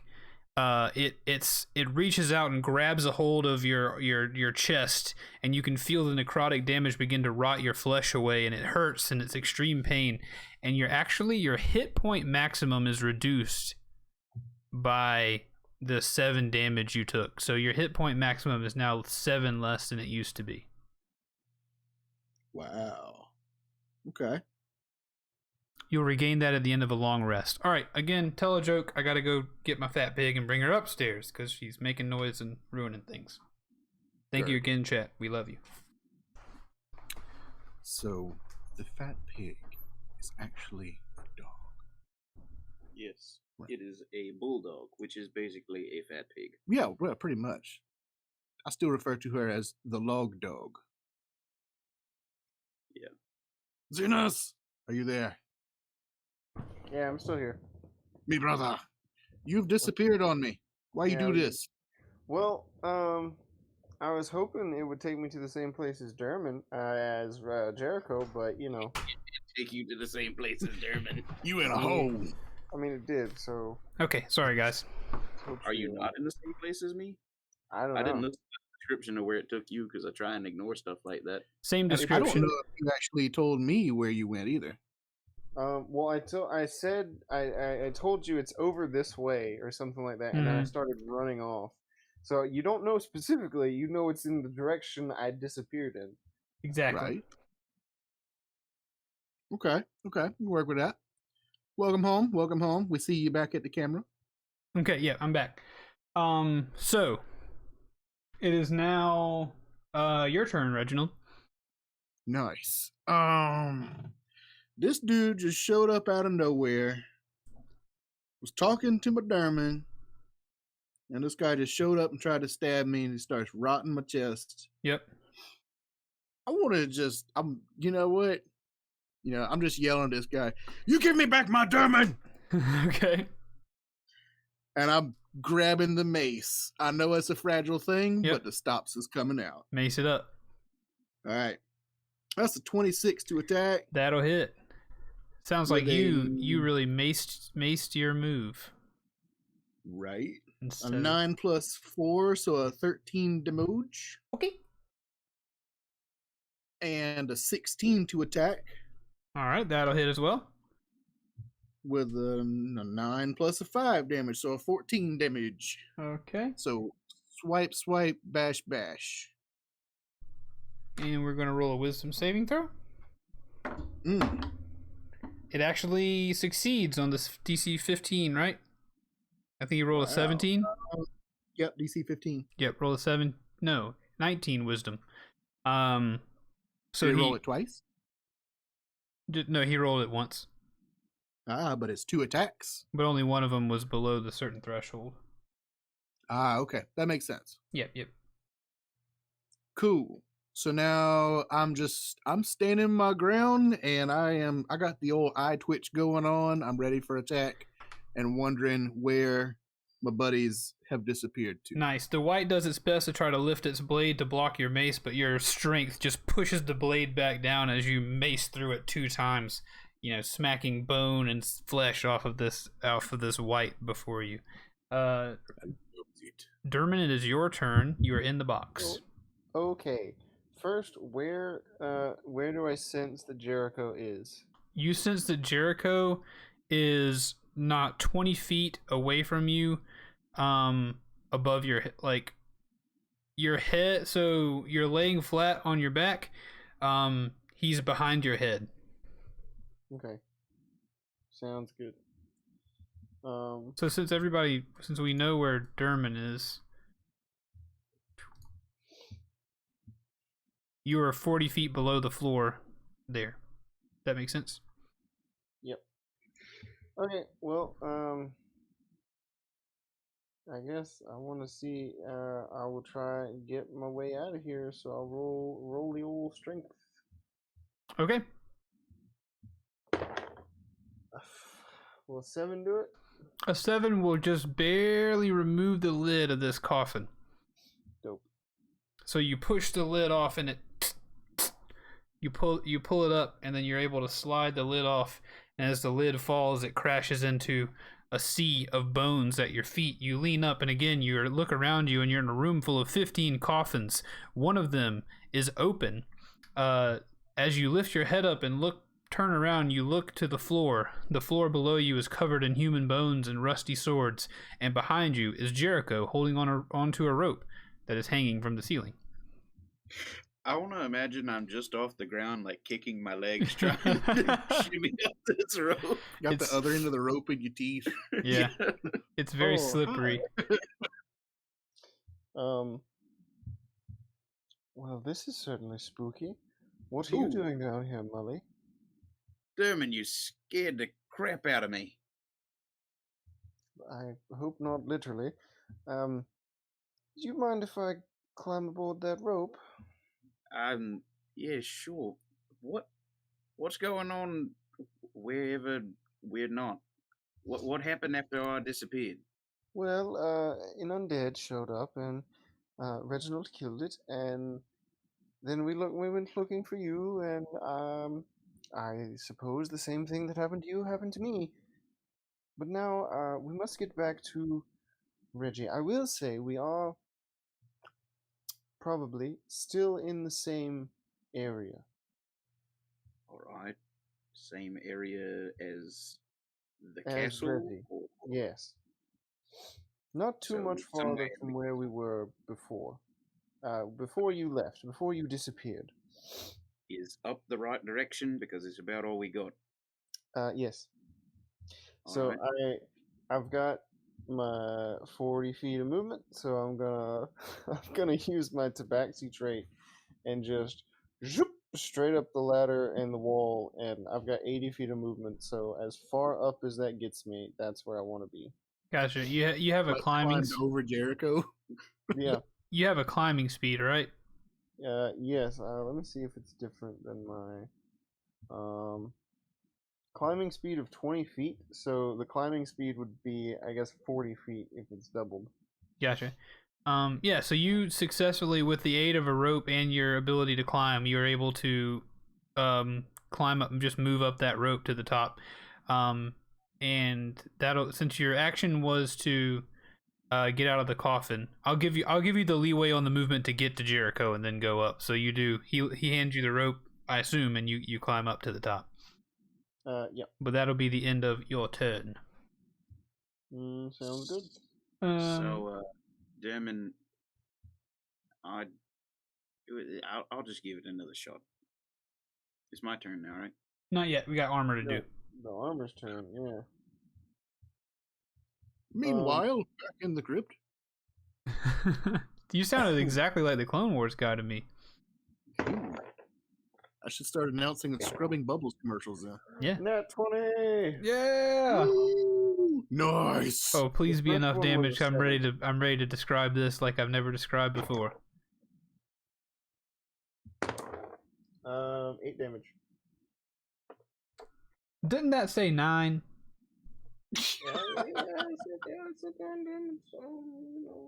It said 9 because I'm the DM and that's how things go.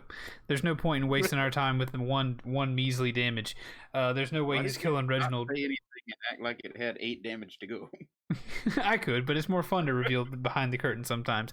Don't you call me out, boy. It's been a long campaign. I made a lot of mistakes. So your world here. So the armor runs at the white, upset that its master is gone. It runs and jumps and lands on the white and pushes it to the ground, and with its knees straddling the side of the white as the white lands on the ground, it pulls back one fist and punches directly through the white's head exploding all over the ground. And in addition to the rotted brains and flesh and bone that get pressed into the guano covered floor, out of the face of the armor sloshes a litany of sausage and turkey and ham juice, as well as wet vegetables and all the other food that was hidden inside the armor earlier, as if it's vomiting lukewarm food all over its kill. This is like describing the worst guacamole ever. Mm-hmm. Ah. It was disgusting. The armor immediately stands up, takes the back of its palm, and wipes it where its mouth would be. Oof. Are we out of combat now? Let's stay in combat just to see how the timing goes, and depends on what you do for the next few seconds. Whether we go back to combat or not. All right. It is now Jericho's turn.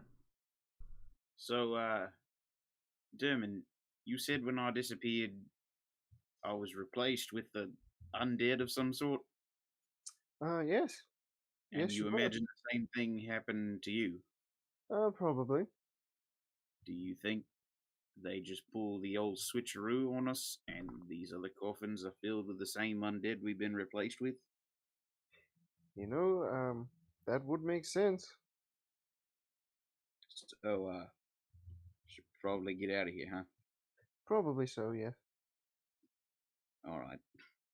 Could you, I don't know, give the top of that rope a little tug to help me out? I don't know.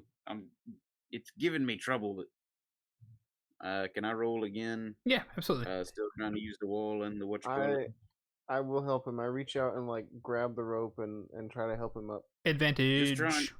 Just try and keep it steady for me. You know, you can fly. You can turn into a bird. Oh yeah, but I can only do that once. What if I need to leave you behind? Well, good luck with that. First, I'm very 50. fast.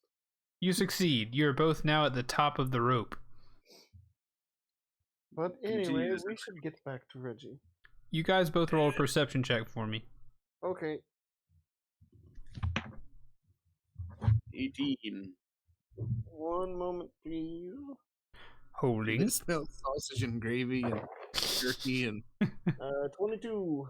You both, whenever you're holding on to the rope, looking ahead of you, you see the outline in the wall where you're looking forward. You see the outline of the same shape as all the crypt doors that you've seen before. Sweet. Well, I'd say that must be the one. Hey, you wanna chuck a couple alchemist fires down there? We got a shitload of them. Well, that is true. You know what? Trapped in a flaming wooden box. Why You not? undead freaks. Alright, That if we're still sounds in pretty combat, good. I can only ready a bottle. True. The door is also not open before you, by the way. Okay.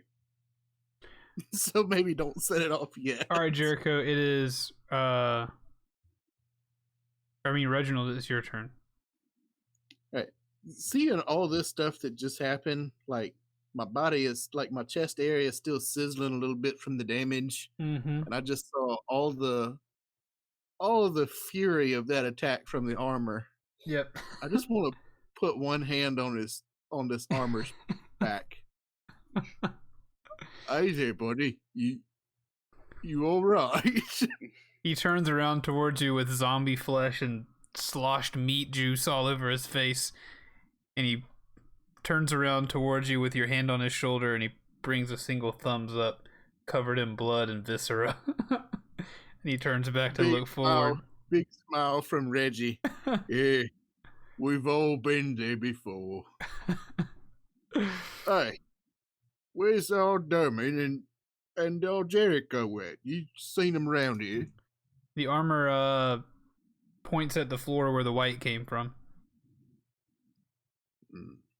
Right. Well, that tells me a lot. All right, so Reginald's just going to get up and start walking around. I'm going to walk out in towards like the center of the room area, like I'm walking past 32 and 26 and all that, kind of headed that way. Okay, so by the time you move around, you've gotten all the way over here, and the armor follows behind you, and you guys are out of combat now. So you're down. You're now over there towards the center of the of where all the crypts are, and unbeknownst to you, you're looking directly, about 50, 60 feet away from the crypt that Jericho and Derman may be about to come out of. So let's cut back to Jericho and Derman, and see what's going on in there. You're out of combat. Nice. So, how do you want to do this? Well, I don't want to be caught in a bunch of fumes if we can't get the door open, so let's try and get the door open first. If I had to make a guess, I'm assuming it's going to open back up to where we were before we disappeared. Yes, I would say so. Let me give you a hand. Roll. All right, yeah, let's try it this way first. Do you have any strength modifier? I do not. Okay, me neither. Cool. I soaked it all Roll up. with advantage. You're both trying to press on this thing. That's a 13, and that's a 6. You guys swing twice against the door, and it budges a little bit, but it doesn't quite open. Keith, can we possibly have a cinematic moment here? I want to run this past you. If me and Derman use dexterity instead, by getting a running start and like jump kicking the door from the inside, can we kick it out? I assume that's how I was going to describe you opening it. I figured you guys are you guys inside the demiplane? No. What? But otherwise you're hanging from a rope. You said there was a ledge. When did I say a ledge? You said there was an opening at the top of the stairs. No, not there's no. There were just rock handholds, and right. So imagine you're just like you're in a chimney right now. I'm sorry if I said ledge. I didn't mean to say a ledge. You're hanging on a rope at the top of a chimney right now, looking at a door at the top of a chimney wall. There's no ledge for you to stand on right now. You're both hanging from a rope. I thought we were all clear on that. My bad. You said across the room there was a door that looked like the one on the crypts. I thought we made it to the top and there was like a length of hallway leading up to a door. No, huh? So just to see on the map there. I got it. Okay, sorry about that. I must have misspoke. Many apologies. You guys are currently what I was just picturing is you guys, the two of you, hanging on a rope underneath Rope Trick together, swinging together towards this door to kick it out. Okay, then never mind. We didn't do it. But it did budge. Okay. Did Reginald hear it? Let's just give Derman a try. Like let's roll Derman, you roll with advantage and see if you like do it on your attempts. 17.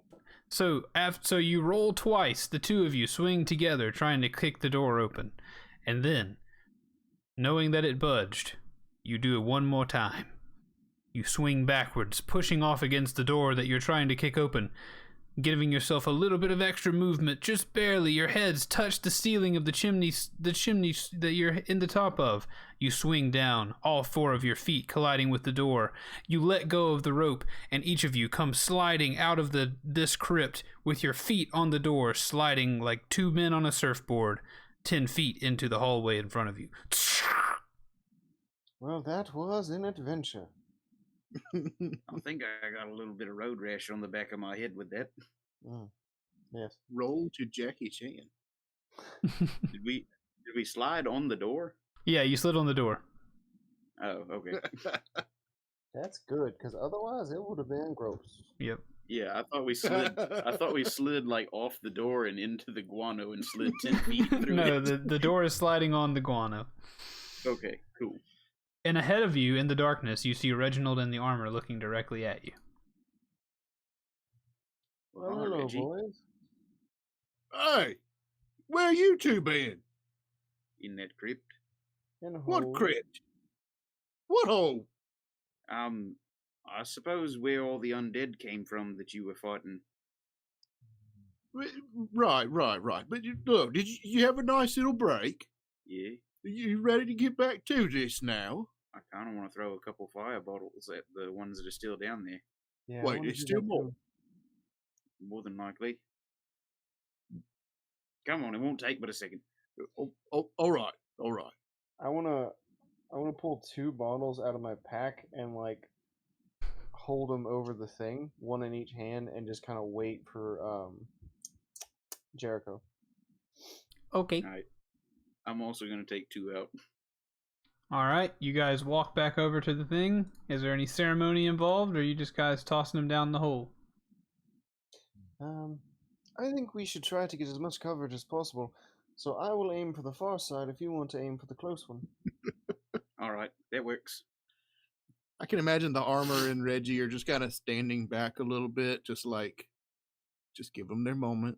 So this is like a circle below us, right?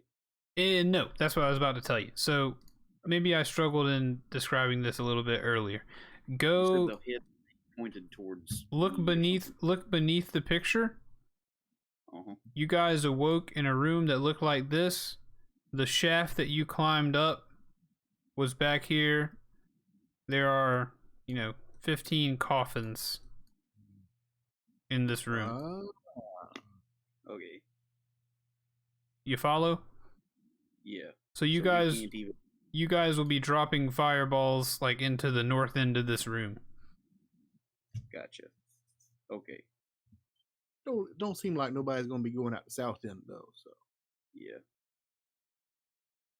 Given what we now see, Derman, do you still want to do this? Maybe just one apiece. Yeah, all right. It'll still be fun. I'll take the left. I'll take the right. All Breathe. right. Even you. 2. Bombs away. Now drop it. All right, you guys drop your 2 fireballs and the firebombs. They both explode on the ground. Bones are shot everywhere. You can hear the sounds of bones jamming into the wall. The 2 coffins that you can see at the bottom of the shaft are immediately erupt in flames. And when that happens, you can see that the contents of those coffins are just burned to a crisp. Absolutely nothing left of them. And around those coffins, you can see all the bones underneath the pedestals the coffins are sitting on. All of the bones around them begin to form together into skeletons. They begin to form together and stand up out of the sea of bones and swords. And so you see 7 skeletons stand up around those pedestals and look up towards you and begin swinging their swords in the air at you. The fire, of course, pushes away from them. These skeletons are now very hot, and parts of them are melting down because the alchemist fire is so hot. You can see the fire begin to catch towards the back of the room against the coffins and the skeletons, and soon down there is smoke billowing out of the door. You can hardly see for all the flame in the bottom, but there is smoke coming out of the door, and it seems as though it might be agitating the bats above you. Oh, we should leave now, probably. Yeah. We never exploded one of those before, but when we found them in that carriage, if they had all gone off, I don't think we'd need to kill Strahd. I think he'd be gone already. So seeing all this, Reginald looks down to that little satchel, the little bag that the lady in town made for him that contains 8 of them, with new respect. Nice. The armor moves across the room and grabs the door that's laying on the ground and tips it up and begins to push it towards the open door where Jericho and Dermot are standing. That's a good idea. I go and help him. Okay. Get out of the way. You guys successfully lodge the stone door back into the opening where it used to be, and the smoke ceases coming out, and you can the bats above you begin to calm down a little bit. Well, that was good. Interesting.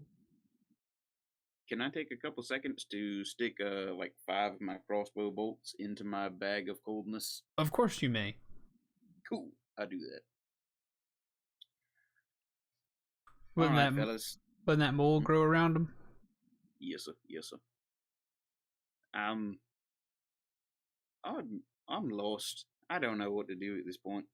We got our magic hip bone. We've got the magic symbol. I don't know what else we need. There's a few other things we haven't found. One of the fortunes said something about we'll find what we seek in the castle, but I don't know if that means we're seeking Strahd or what. And then another one said something about a woman hanging above a roaring fire.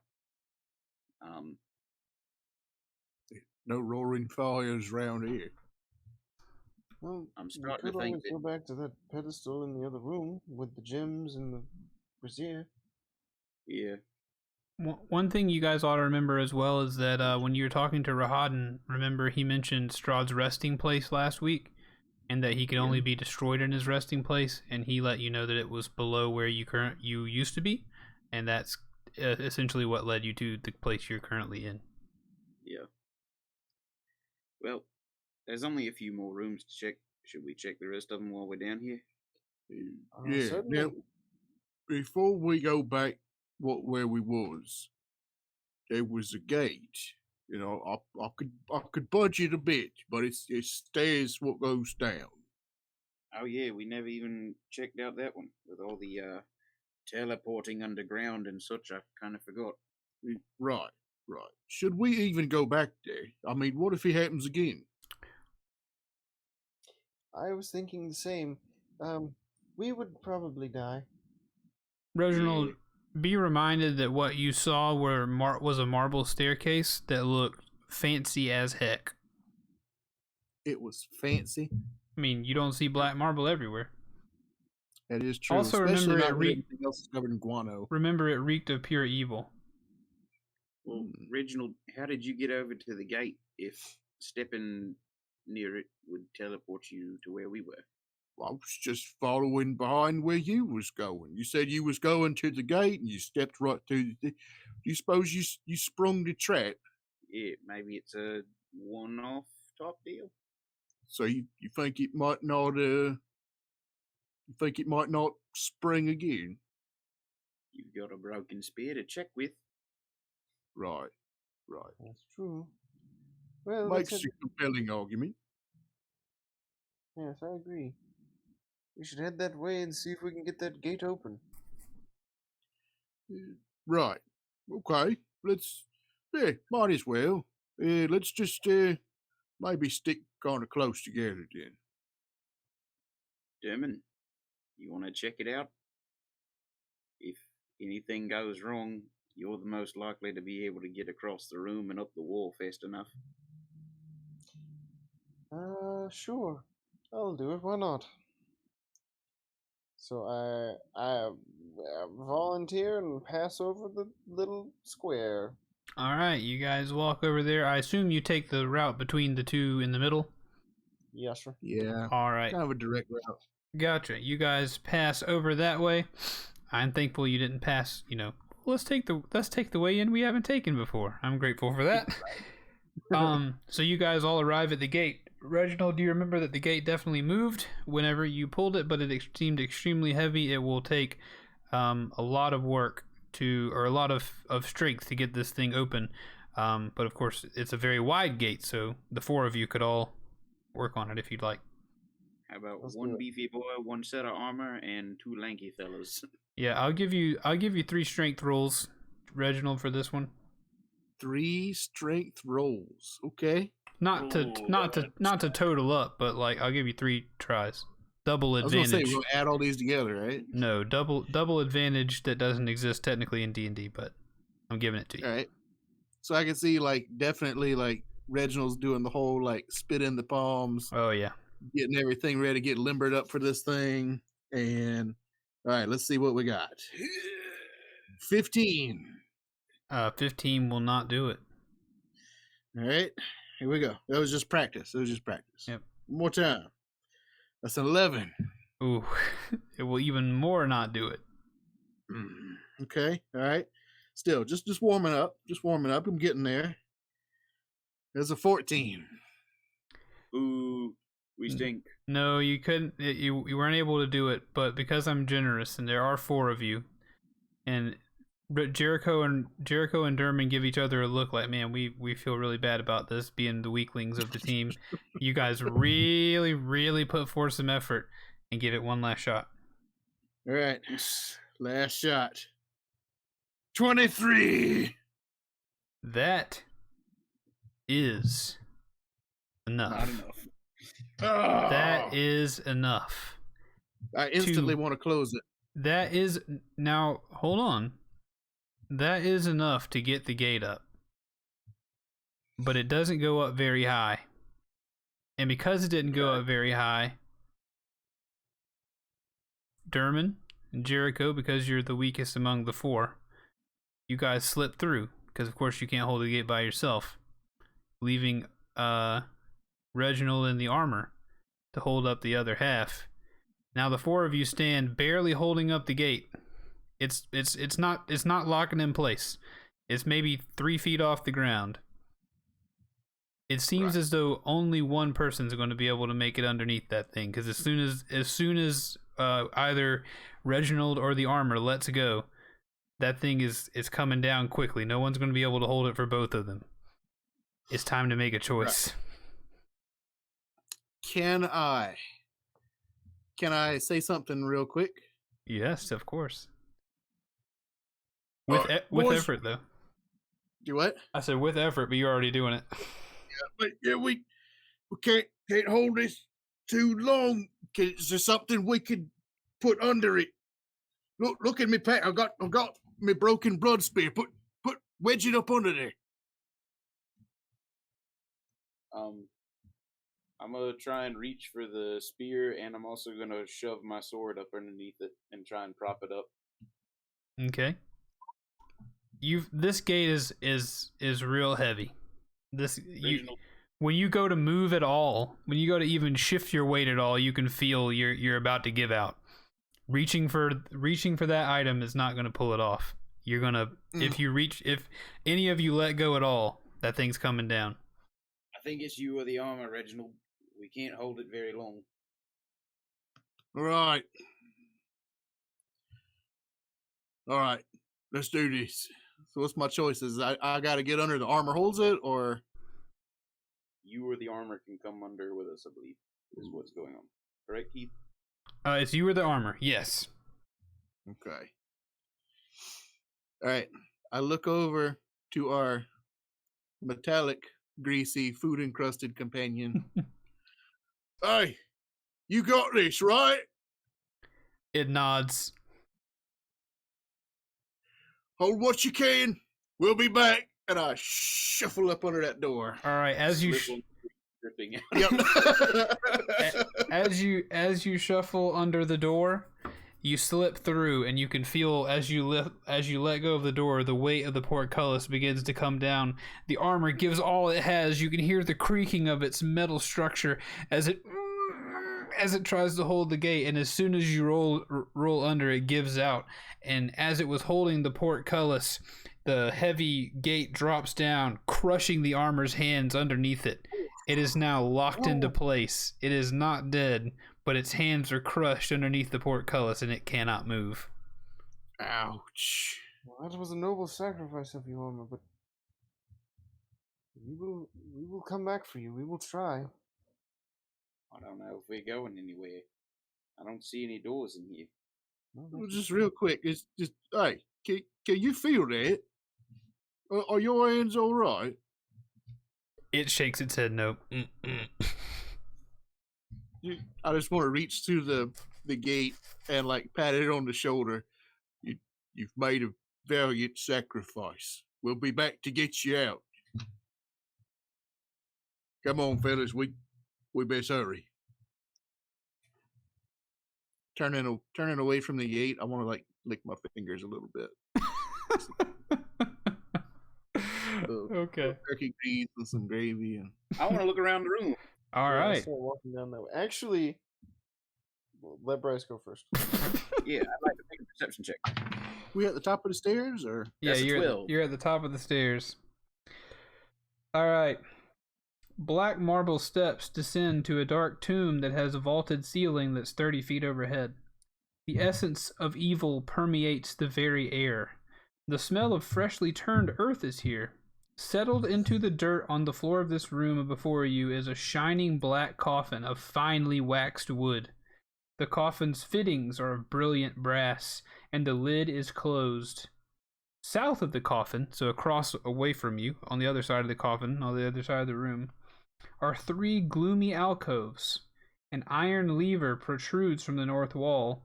As you come down the stairs, to your left, there's an iron lever. Just as you get on the other side of that wall, it protrudes from the north wall, east of the tomb's entrance. Hey, fellas, you think this lever here is gonna open that gate for us? it's worth a shot. I don't see nothing else in here. Something kind of smells fishy about it. There's a lever to open it and close it from the inside, Right. but the only thing inside that could have closed it is this coffin. Right. You don't think, I I'm think not much of a betting man myself, but I think there are unfavorable odds here. right. So, crazy idea. This is possibly maybe what we've come in here for. you're gonna sit on the coffin while I flip the lever. No. I was going to say it would be nice to have a little assistance on this. What if we was to position ourselves for a surprise, and one of us be here at the lever. Now, somebody flick the lever, and if it pops open the box, well, that's just fine and dandy. It's what we need anyway. If it pops open the gate, that's even so much better. Yeah, that sounds good. Yeah. And if there is someone evil inside the box Or something. and we are able to destroy it, I'm just putting this out here. Right, We close the gate behind us right, after the armor has entered the room with us, of course, right. and we all get a rest in. I'm tired. Right. I need to recoup my strength if we're gonna go Strahd hunting. Be nice for a quick nap. Few weeks. All right. Do we want to rock paper scissors for the lever, or who wants to do it? Any volunteers? I could get the lever. All right. Dermot, what do you say? Devin, you and I are stealthy enough. We could definitely surprise attack anything coming out of there. Well, that's true. I will position myself at the head of the coffin if you position yourself somewhere else. I'm not going to the foot. Well, this coffin is regular coffin shape. Like, you can obviously know which end is the head and which end is the foot, Keith. Correct. Okay. And it's also not like 20 feet long. Correct. Okay. I'm not gonna position myself at the foot of the coffin, as there's not much vital organ to stab down at the foot of the coffin. So I'm gonna kind of get the halfway point, if that's all the same to you. Yep. Whatever you see fit. All right, are we ready, boys? Ready as we get. I got one big meaty hand on the lever. Pull the lever, Reg. Have y'all wait? Oh, Question: before the lever's pulled, has anyone moved toward the coffin from the edge of the room? I Yeah, rolled we're- 26 to stealth that way. Okay. We. Yeah, we're going for 26. a That's kind of surprise. like you just float over there. I wish. But I rolled a 25. okay. So, as you approach the coffin, unkind things happen. Yay. Ooh. On the eastern wall of the room, there's some fresh dirt over there. On the eastern wall, rising out of the dirt as you approach the coffin, look like 3 dead ladies. They look as though they are brides, dressed in soiled gowns and wearing dirt-encrusted jewelry. They rise out of the dirt, angrily, ready to attack. These are obviously vampire spawn. And the two of you sneaking have successfully, snooked. They don't seem to see you. You've either hidden behind the coffin or used darkness to your advantage or whatever, but it's, I'm not exactly sure how you pulled that off in this open room, but sure, we'll call it that. Reginald, you are completely out in the open. They all rise up and they look at you, their eyes red with blood, their fangs hanging out of their mouth. Their clothes soiled, their skin pale, their claws extending from their fingers. And they go to attack you, the 3 of them. Roll for initiative.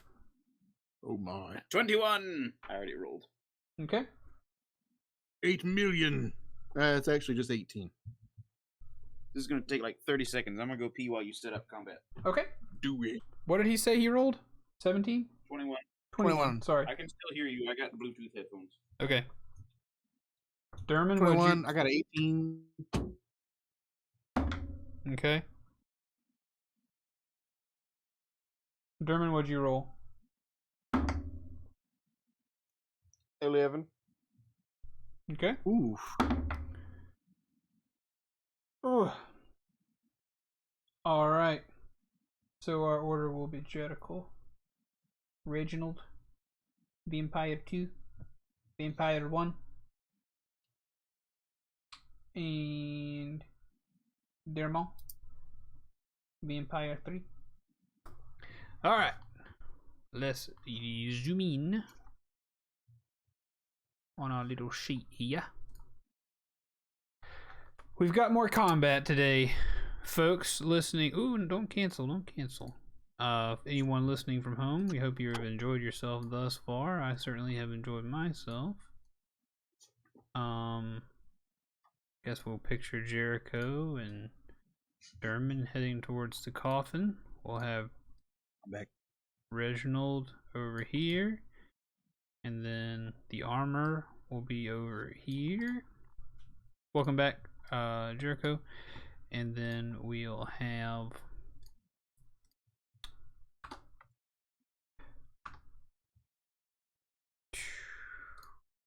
make those a little bit smaller.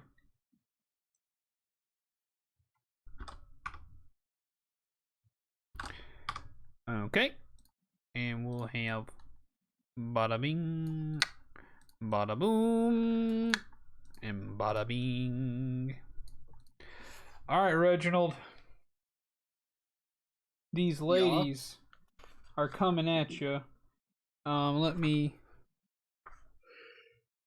There is one of them wearing a Vampire 1 is wearing a soiled white wedding gown and a gold tiara, and she seems to have 10 gold bracelets on her hand. The other one is Vampire 2 is wearing a stained and tattered red wedding gown, a black and crimson silk headscarf sewn with precious jewels, and the final one wears a faded gold wedding gown, a platinum mask shaped vaguely like a skull, and 10 platinum rings set with gemstones. So there's a white one, a red one, and a gold one. The lady in the red dress lunges towards you, and she comes over to try to do you harm. The first thing she's going to do is she's going to use her claws against you. Okay.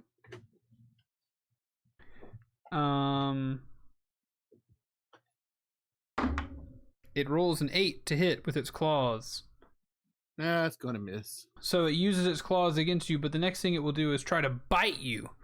As it uses its claws, it's going to roll a 15 to hit on that one. Nope. Shield bash to the face. Yes, holding the lever with one hand and the shield in the other, you're able to keep the vampire spawn at bay and not be able to get you. Denied. Oh, why did I take her turn first? It's Jericho in your turn before her. Ooh, nice. Okay. Let's back up. Let's just restart. That didn't happen. You imagined that might happen as you prepared for battle.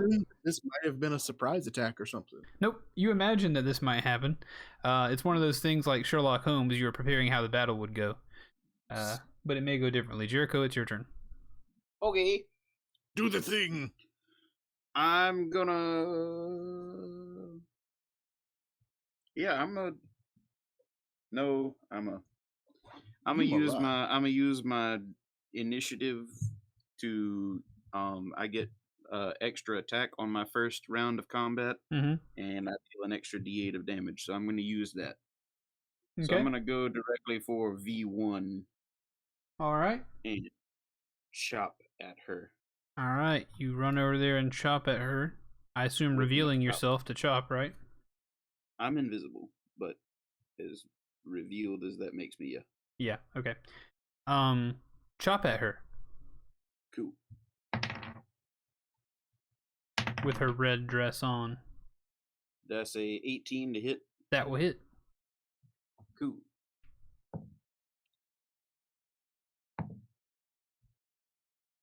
That's 14 damage. 14 damage will do it. You are able to harm her with your sword. I'm trying to take math. That was number 2, right? I was going for number 1, but number 2 works just as well. So it doesn't really matter. I'm just attacking one of them. You went for number 1. So, gosh, tell me the damage again. I'm sorry. I do not recall. I think it was either 14 or 15. I think it was 14. 14 damage, now that I'm remembering. Okay, cool. Zombie 1 has taken 14 damage. You come and slash at her arm as she's clawing at you, clawing towards you, and you slash a hole in her arm. Slash, I don't know, stabbing. I'm gonna hit her again. Hit her again. That's a... Ooh, hold up. Is your weapon magical? No. Okay. Your cut didn't hurt as bad as I thought. Nice. Does that, is that apparent to me? Yes. As you hit her, you feel like, man, that I hit her harder than that. Her skin should have separated more. Something's going on here. This is a magical creature I'm fighting, obviously. I see. Yeah. I'm gonna hit her again. I'm kind of a one-trick pony. Okay. That was it's a hit. What is that? 4 plus 8 is 12, so that's a 22 to hit. Yeah, of course. But you've hunted. I mean, you're a bounty hunter, right? Your backstory is you hunt bounties and things. Specializing in undead. Yeah. So my ranger's preferred target. Yeah, you know what tends to do the trick on these sort of magical things whenever this occurs. I think I'd carry something for that. Such as a silvered item, or... Yeah, I have silver bolts, but that's about it. Can't really use that up in the close quarters. Anyway, that's 6 damage. Okay. Going for my extra attack. That's a 19 to hit. That'll hit.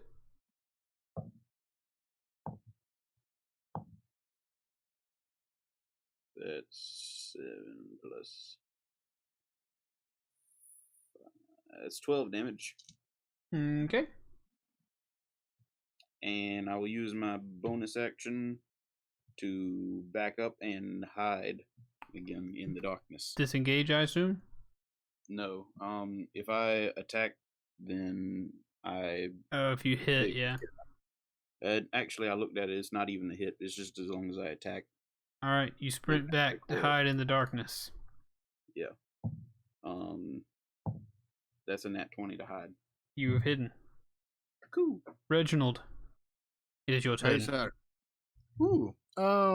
Flipping that lever is a free action, by the way. Flipping the lever's free action? Yeah, you can interact with one thing in your turn without using an action, such as a doorknob or a lever or something. I'm going to flip the lever. Throw the lever! When you pull the lever down, up the stairs, you can hear the sound of decompressing metal, and the portcullis raises up into the ceiling. Nice. If you could speak suit of armor, you could hear cries of pain, but also possibly relief. Nice. It's like a cornbread and sausage gurgling noise. Yeah, it's pretty gross. Like 2 pieces of turkey rubbing together. All right. Seeing all this, what's going down, and Derman had told me, be careful and use the thing in emergency uses. Like, be careful with it. Yeah. I'm going to go back to my old trusty axe. Okay. And would that be an action to swap out my weapons? I'm not gonna be that anal about it. Sweet. Okay. I'm thinking I'll just have like a lanyard of these things around my neck. I just pick whatever up. All right. So I'm gonna go for the number 1 over there in the corner. I think that was one of the white. You run over there to attack in the corner. You're the lady in the white dress. It's a 27 to hit. That will definitely hit. It's a 12 damage. Okay. Your axe. Wait, was this your magic axe? It is. I call it my weed whacker, but it is magical. Okay, there you go. So, the second attack was a 20 to hit. So this is the same one that Jericho was just attacking as well. Even though it didn't look like it on the screen, he was also attacking number 1. So yes, gotcha. Continue. Oh, I thought he was going for number 2. No, I thought he said that, but he was going for number 1. It's all good. I'm just going for the closest one. So it was 20 to attack on the second one. Did that make it? Yes. Okay, so the second attack, I'm doing 15 damage. Dang on. Rolling it up. All right, you slash 2 big hunks of flesh off of the vampire spawn as she screams, "No! You shall not kill our husband!" As blood drips from her teeth, and her eyes leak blood as well. Yeah, no comment to that. I'm just going to let that one slide for right now. Okay. All right, I think that's it for me. All right, you're standing right there in front of a vampire spawn. Right? Yep. Yep, just doing it. Let's see. Invisible to all these others, Vampire 2, knowing that you have been harmed by something, is going to sprint over here into the other area of the room, and it's going to try to sniff you boys out. And it knows someone's hiding. So this person is going to try to identify if anyone's around. So I guess hopefully you remember your stealth rolls from earlier. I know they were high. I got a nat 20. I remember that. Okay, so she's not going to find you. Dermot, do you remember your stealth roll from earlier at all? You got a 26. A 26. Woof. She going to give it a shot. She's sniffing. Them some nice rolls. What's a perception check anyway? Is a wisdom? Yeah. Well, she ain't got a modifier, and a 2 ain't gonna help. She runs over there and... Where are you? Shadow says that voice needs its own point command. I'd love to hear a compliment in that voice. That voice probably took a whole strip of skin off of the inside of my throat. Anyway, it is Vampire Numero Uno's turn. Vampire Numero Uno is going to try to attack you, Reginald, again with the claws. Okay. Do it. That's a horrible roll. It fails. Then it's going to try to bite you. It's going to fail again. There you go. It is unable to slash at you or attack you. Your shield is just too much for it. Dermot, it's your turn. Cool. I'm going to sneakily sneak my way over to Vampire 2 and stab at her with a dagger. Stab at her. In the form of green flame blade. Do that. So let me find that really quick. Also, hi Shadow. Hope you're doing well, buddy. Good to see you. You said green flame blade? Yeah, it's a cantrip that I got. That's You them good brandish stuff. the weapon used in the spell's casting and make a melee attack with it against one creature within 5 feet of you. On a hit, the target suffers the weapon's attack's normal effects, and you can cause green fire to leap from the target to a different creature of your choice that you can see within 5 feet of it. The spell's damage increases when you reach certain levels. At 5th level, the melee attack, the initial attack, deals an extra 1d8 fire damage to the target, and the fire damage to the second creature increases from spellcasting modifier to 1d8 plus your spellcasting modifier. Now, there's no one nearby, so obviously that second bit of fire is not going to do any good, but that additional 1d8 is going to do pretty freaking great. Sounds good. Let her rip. No, So I'm stealthy, right? You are still stealthed. It will surprise her. Excellent. So I guess roll advantage or whatever that means. Oh, good. I got a 17. You will hit. Excellent. Okay, cool. So sorry, remind me what the visuals of this green flame blade? basically, like, the initial attack does like a little bit of fire damage to like green flame to the first person. But it's like on your and then dagger? that fire, yeah. So like Okay, on cool. the dagger, like the fire would be like, it'd be like green fire, and then you would stab or slice or whatever, and then the fire would jump from that target to another target within 5 feet. Okay. So it's like basically multi-attack, but for spellcasting. Perfect. Though, So just to let you know, as you do this, you will be revealing your position with your green flame that's here in fine. the darkness. But yes, you stab. Roll damage. Okay. We'll say that casting the spell also makes your dagger a magical weapon. Oh, that's cool. It's green flame. I think that'd count as magical in some way. Mm-hmm. I agree.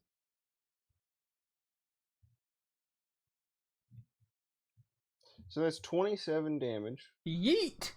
Oh, nice. 7 of that is radiant. 8 of that is fire. Okay. Cool. Yeah. Is that before it jumps to like the next target or whatever, or is that just all in one? That's all to that one. Nice. And there's no other target, so it's not gonna jump. Okay. So yeah, there you go. Okay, That's cool. some Yes, fun. no, you take your flame dagger and it lights your feline face just dimly as you jam it into the belly of this vampire spawn as it turns to shriek at you. And as you shove the flaming blade into her belly, and obviously this wounds her a great deal, and she clutches over to grab at you as you remove the knife. Surprise. Anything else? No, that's it. That's all I'm gonna do. It's the armor's turn. He's free? He's free. He can move. Well, he's gonna run on straight down to Vampire Numero Dos. He does. Does he take How's his any... hands? Are they, like hands still, or are they just like crumple stumps? What's his? I'll explain momentarily. What is his HP? 33. He took 15 damage from being crushed. Okay. Alright, well, then he's still gonna attack. He'll attack the old vampire number 2. As he runs down the stairs, Reginald, you look back excitedly to see your buddy running down the stairs. Derman, you also see the same as Jericho as well sees. Instead of his hands, he no longer possesses his hands. His hands have been crushed. But what he does have are 2 forearms of his suit of armor that have been crushed into jagged points. And his 2 jagged forearms now count as a short sword each in damage instead of fists for the slam. Okay. Nice. So That's still the same damage. Oh, so they count as long swords then. A D8, whatever. Let's call them D8s. Okay. So Anyway, it's cool because he comes downstairs and now he's got knives for hands. That was not in the DM's manual, is it? No. Love it. And thank you, Shadow. You were exactly right. He should write a book. I want to really bad. I really do. Series of books. He says whenever you release the book, you should also do the audio version of it, since the voices I'll come up with will never match mine, or the voices they'll come up with will never match mine. They'll all sound like a version of me, but I would like to do that one day. He got 11 and 12. 11 and 12 to hit. Yeah. So she is able to turn around and dodge his knife attacks. He stabs one time. She dodges to the left. He tries to stab her in her face as she dodges away from the other one, but she's able to duck down, nimble, as vampire spawn typically are, if you read the vampire spawn manual. So he fails at his attacks, but he is now wielding crushed, jabby, like, stabby machines. How's that for a description? What now? Jabby machine. Jabby stabby machines. But thank you for the for that compliment, Shadow. That does mean a lot to me. I want to try to make this as entertaining as possible. That means it is Vampire Spawn Numero Trace's turn. Vampire Spawn Numero Trace is going to come up behind you, Derman. Okay. And it's time to get attacking. We're going to start with the claws. Oh boy. Hold on to your pantalones. We got the nat 20. We're going to deal with the claws first. So the claws are going to do 3, 7, 10, 12, 15 damage to you with the claws. She slashes at your back. Do not stab my sister wife. and she slices across your back. Oh, that stings. And then she's going to try to bite you on your neck. But luckily she is her anger has in clawing your back has thrown her off balance. As she goes to try to bite towards your neck, you're able to whoosh, go with the slashing pain. You drop a shoulder, and her chin lands on your neck and not her mouth as she snaps her teeth together right next to your cheek. Cool. It is now Jericho's turn. Cool, I'm gonna do that thing I always do. Jericho, Actually- real quick, roll intelligence Okay. for free. That's a... Hang on, I don't know what my modifier is. More than 15. It's a 16. Woo! All right, this is not me telling you that there's a puzzle to be solved with this item. This is me merely. We've had a long episode. This is merely me reminding, giving a way to remind you, you do possess the holy symbol of Ravenkind that we got I in the know. beginning. Okay, just want to, I was gonna do that. Gotcha. You don't have to. Just wanted to remind you. I was afraid you might have forgotten. Doesn't matter. Nope, I was actually planning on using it. Okay, It's my only magical device. cool. I'm gonna go ahead and go for the sunlight charge. All right, you're gonna use 5 charges.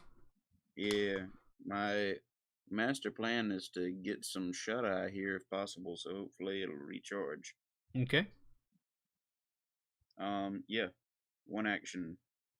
It brightness within. Well, I'm gonna get within range of all of them, so I'm gonna go in that middle between the V's. It's 30 feet, so you're already within range. Okay, But you can absolutely still go there. I would like to do that. All right, you head into the middle, secretly passing through your you're in secret. I'm tired. I'm sorry. You're I would not. like to do that. Thing. No CEC for you. That means you're producing sunlight, correct? Yes, For that 30 sunlight feet. thing. Now this will negate your invisibility, right? It's no Correct. longer dark. Bright light fills the whole room. There's one corner at the bottom that's dim light, but bright light fills the whole room. In unison, the 3 vampire spawn shriek,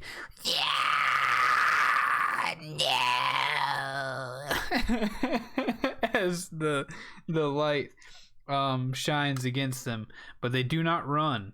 They are still ready to try to kill you. Meaning it is. So that was your action. You're welcome to have a bonus action if you want it. Can I? No, I'm good. Okay. That's it. All right. That's Reginald's turn. Whenever Alright. you do that, though, whenever you do the sunlight and this light comes on, the vampire spawn in front of Reginald, the one that's taken the most beating. Reginald, she looks absolutely frail. Sorry, I was trying to. Trash. My brain was trying to choose between feeble and frail, and it still can't do it. But And yeah, up. she looked messed up.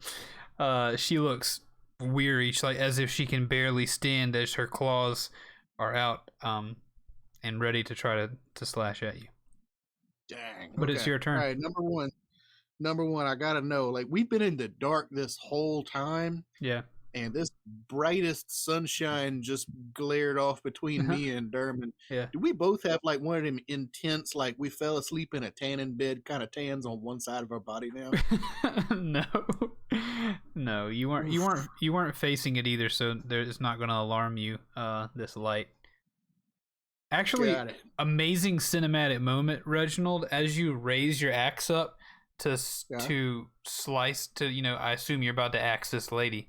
As you Oh, raise for your axe up, where right before you saw a vampire lady, now enveloping her shadow on the back wall is your shadow, completely enveloping her as your axe is raised in shadow above her, about to come down. It is a 19 to whack. A 19 will hit, and I guarantee that it will kill. 13 damage. You didn't need it all. Your axe comes down, and instead of trying to attack you through the attack, your axe comes down between her ear and her shoulder, slicing directly through her body, cleaving her in twain. Her arm and head fall off the right side of her body, and the rest of her body, her left arm down to her 2 legs, falls to the left. She is clean cut in two. Blood shoots out of her top and bottom halves as she lay soaking her white dress in red blood. Nice. And that was just the first attack. Yeah. The two other vampire brides turn and shriek, "No, sister!" But they can't. They're squinting into the light as they shriek at her. Nice. All right, so which one was it, Derman, that got you stabby action?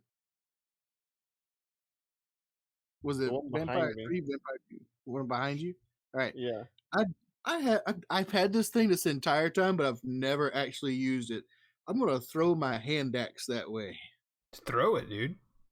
Yeah, it was a 20, not natural to hit, That will hit. and it does 8 of those damage. To whom? Which one? We'll just go for number 2. All right. You toss your hand axe over there. It is not a magical weapon, so it kind of all but bounces off of the vampire spawn's face, but it does collide with her cheek, and it just cuts a little streak of blood begins to roll down her cheek and dripping into her red dress, disappearing from sight as your hand axe bounces towards the stairs. Nice. And movement speed, I'm just gonna head in the direction of number 3. Okay. You getting all up in her space? I'm getting all up in that space. All right. Okay. So, And Keith, without making a perception check, do these non-magical attacks look like they're doing the normal amount of damage they could when these things are exposed to sunlight? no. Still same effect. It doesn't look like it changed to you. All right, cool.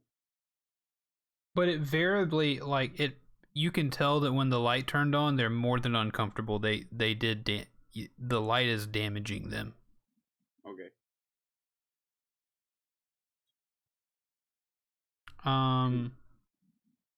That's it for me. Okay, that means it is Vampire Dose's turn. Vampire Dose, knowing the source of its pain, is going to sprint towards the wielder of it to attack Jericho, who is now revealed.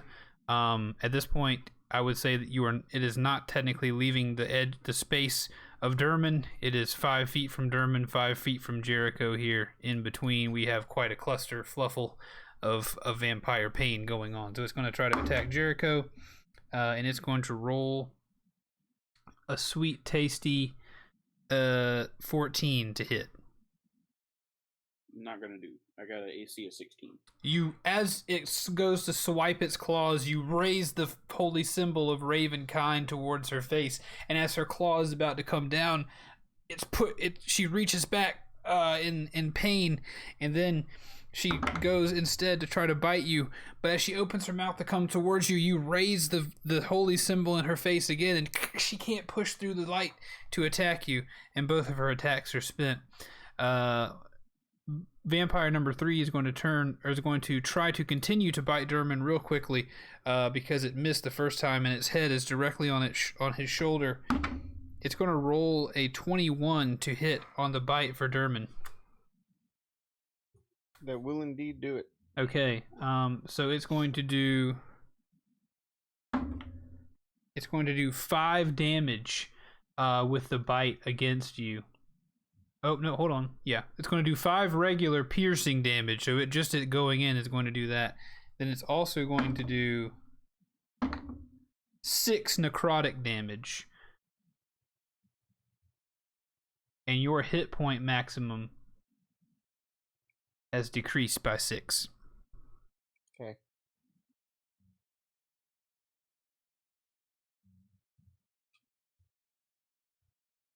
That was vampire number 3 who did that to you, I believe. I think it was 3. Yep, it was. And after the vampire, seemingly somewhat nourished by the blood of Derman, is going to pull her teeth out of his shoulder and turn towards Reginald to slash with the claws. It is going to roll an unnatural 20 to slash you. That'll meet it. That'll meet it. Meet it, beats it, like some meets it. So the damage will be some slashing damage. Only 6 slashing damage against you. Ooh. Okay, I'm still hanging in there. So it bites Derman's neck with its teeth, and as it pulls its teeth out, it reaches its hands towards you with its claws outstretched and jabs them into your chest where your necrotic damage occurred earlier and causes you pain. It is now Derman's turn. Ooh, that's my tender spot. So, I'm going to use a new spell. Ooh. Because, why not? Okay. It is called Spirit Shroud, and it is very similar to the other one, Spirit Guardians. It is a bonus action, and it says, you call forth spirits of the dead, which flit around you for the spell's duration. The spirits are intangible and invulnerable. Until the spell ends, any attack you make deals 1d8 extra damage when you hit a creature within 10 feet of you. This damage is radiant, necrotic, or cold, your choice. When you cast the spell. Any creature that takes this damage can't regain hit points until the start of your next turn. In addition, any creature of your choice that you can see that starts its turn within 10 feet of you has its speed reduced by 10 feet until the start of your next turn. Ooh, nice. So That's I'm a going to sweet- choose radiant damage, and then I'm going to once more with feeling attack at I'm gonna attack at vampire number 3 Okay. because she got a little too froggy with my neck. All right. So I'm gonna use the cantrip Green Flame Blade once again. Do it. So let's do some stuff. I really hope this hits. It'd be cool. No, it's 1. All right. You know what?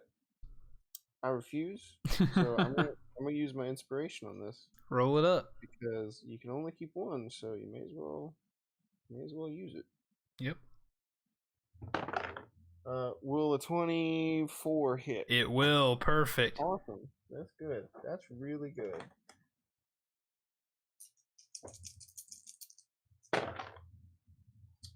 So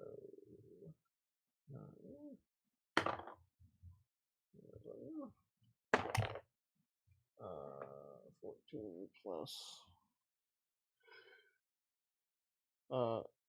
She takes 17 damage. Okay. Number And 3. then- Yeah, number 3 takes 17 damage.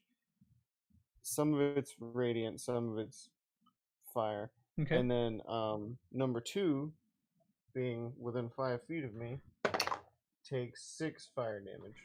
Okay. So you facing away from Vampire 3, she has bitten you on your neck. Angered by this, you take your dagger, let go of your hands in the air, grab it the other way with the blade facing down. You jam it backwards as the fire grows on it on the way down, jamming it backwards into the belly of the vampire behind you. She shrieks, "Ah, it burns!"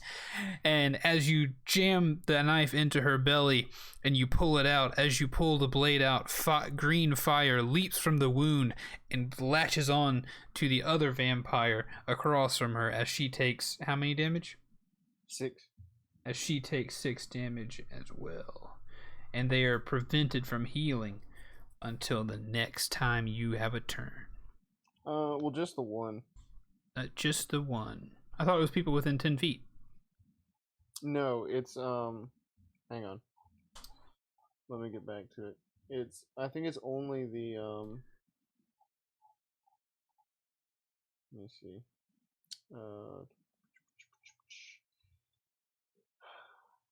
Any creature that takes the damage from Spirit Shroud, so only Vampire 3 does that.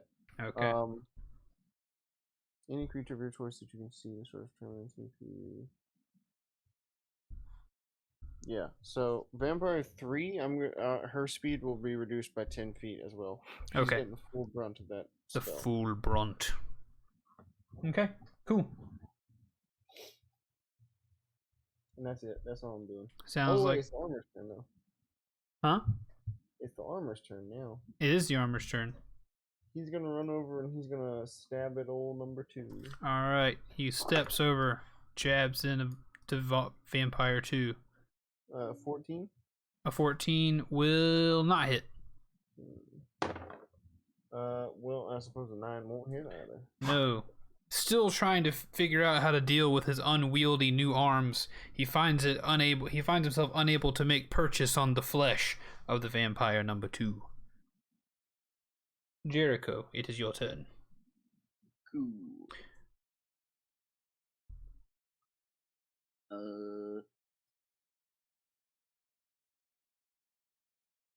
The room is still lit brightly. Yeah. Not much I can do. I'm gonna use that the hold vampires charge for 1 charge. Okay. Vampires within 30 feet must make a Wisdom 15 save, or they're held for 1 minute or until they break free. Okay.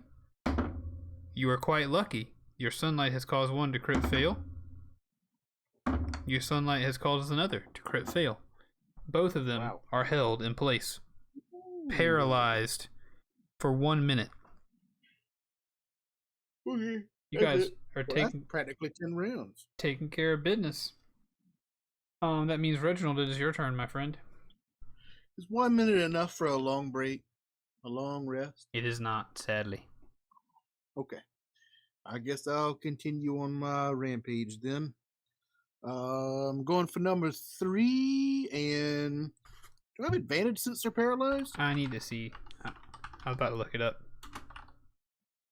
Well, it was a 28 to hit, but I'm just wondering if I roll again, if it's the nat 20 or something. Yeah, let's check it out. Blinded, Yeah, frightened. they have advantage. Yep. Roll again, baby. Nah, we'll go at 28. The other one was a lowly 25. All right, cool. You definitely hit the vampire. Which one?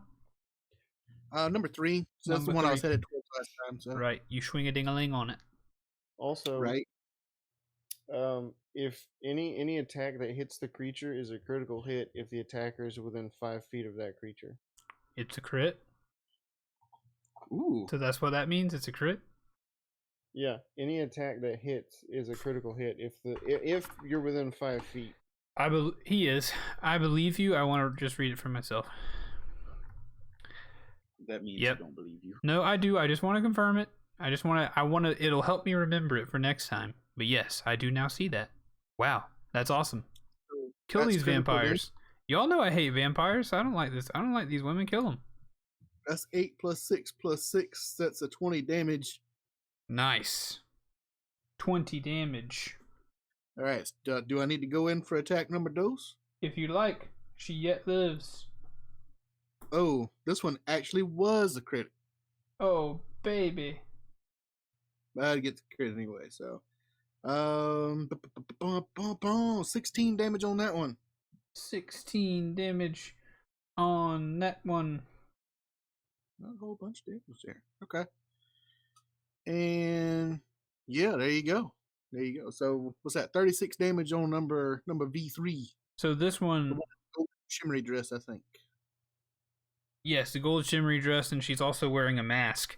So whenever you go to slash her, you bury one axe one axe slash in her thigh, and then as she looks down towards her thigh where you've buried the axe in there, you yank it up, slamming the axe into her face and destroying the mask on her face.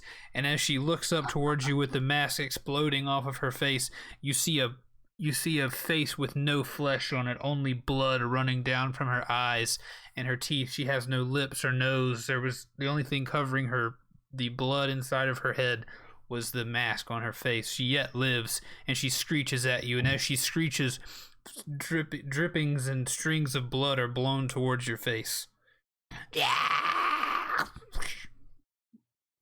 Free action to just say something real quick. Of course. Nope, should have kept the mask on. All I got for this round. I'm hanging out with number 3, ready to dispatch this one. Ooh. All right. Is that the end of your turn? Yes. All right. Vampire number 2 is going to make another attempt at Jericho to try to get rid of that holy symbol.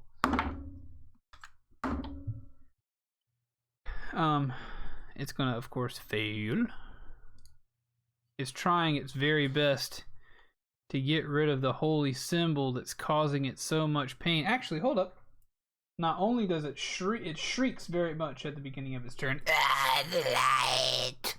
And then it is going to, yes, of course, fail on. Yep, it is going to try. It's trying its best to push against you and stop the sunlight and do its very best, but all it can do is hold its hands above its eyes at this point and try to bat you away, Jericho.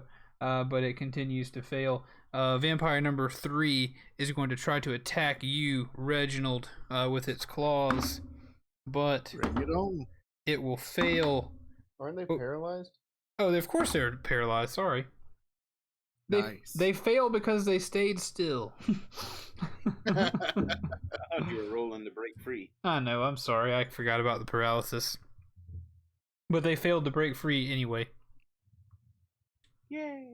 Woohoo. So, Dermot, So it's the your light turn, buddy. is light damaging to them, The or light, is it just annoying to them? the light definitely seems as though it's damaging to them.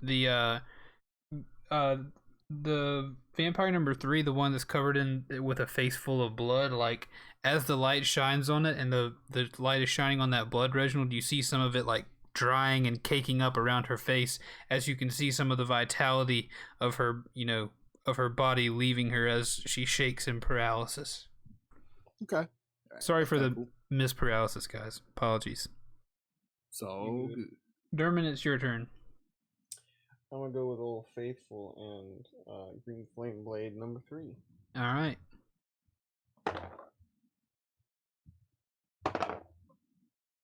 Will an unnatural 20 do it? A hit is a crit on a paralyzed vampire. Excellent.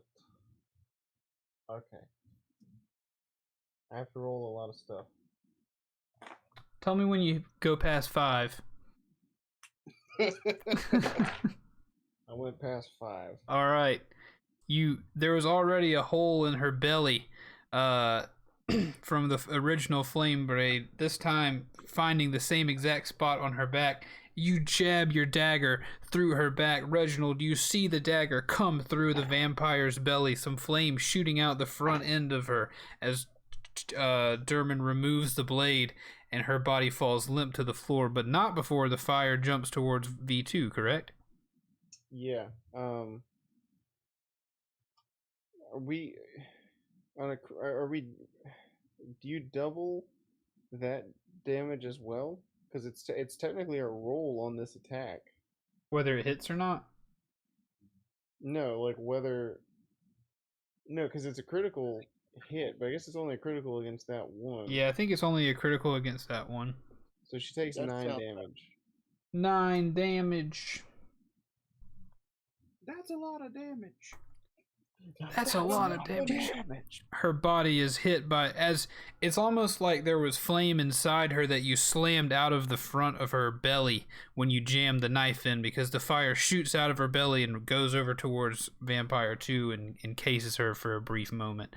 And Vampire 3, instead of being I keep saying paralyzed in front of you, instead of being paralyzed, she falls limp to the ground. Pfft. slams and begins to bleed her own blood. Yay. Dead. Now, the armor Yep. is going to stab at number 2. Stab it. Stab. We're looking at 2 crits here if it hits both times. And it has advantage. Will a 15 hit? Yep.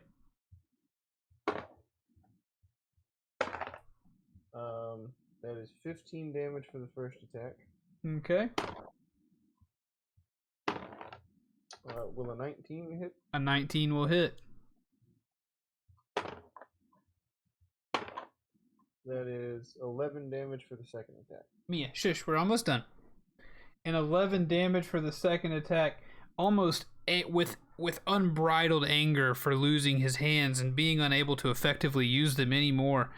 The armor seems to get his bearings. He jams his left blade into the back of the vampire in the red dress. He takes his right arm blade and jams it into the right side of the vampire in the red dress's back. He lifts her in the air, raising her paralyzed body on his 2 sharp hands, reaches down, and then slams her into the wall, jamming his arms deeper and deeper until he's elbow deep in the body of this vampire spawn. And whenever he's finished with that, you can see his arms begin to flex outward as he rips her in half, and both sides of her body slam into the ground. Well, that was certainly dramatic. Man, but this armor is push.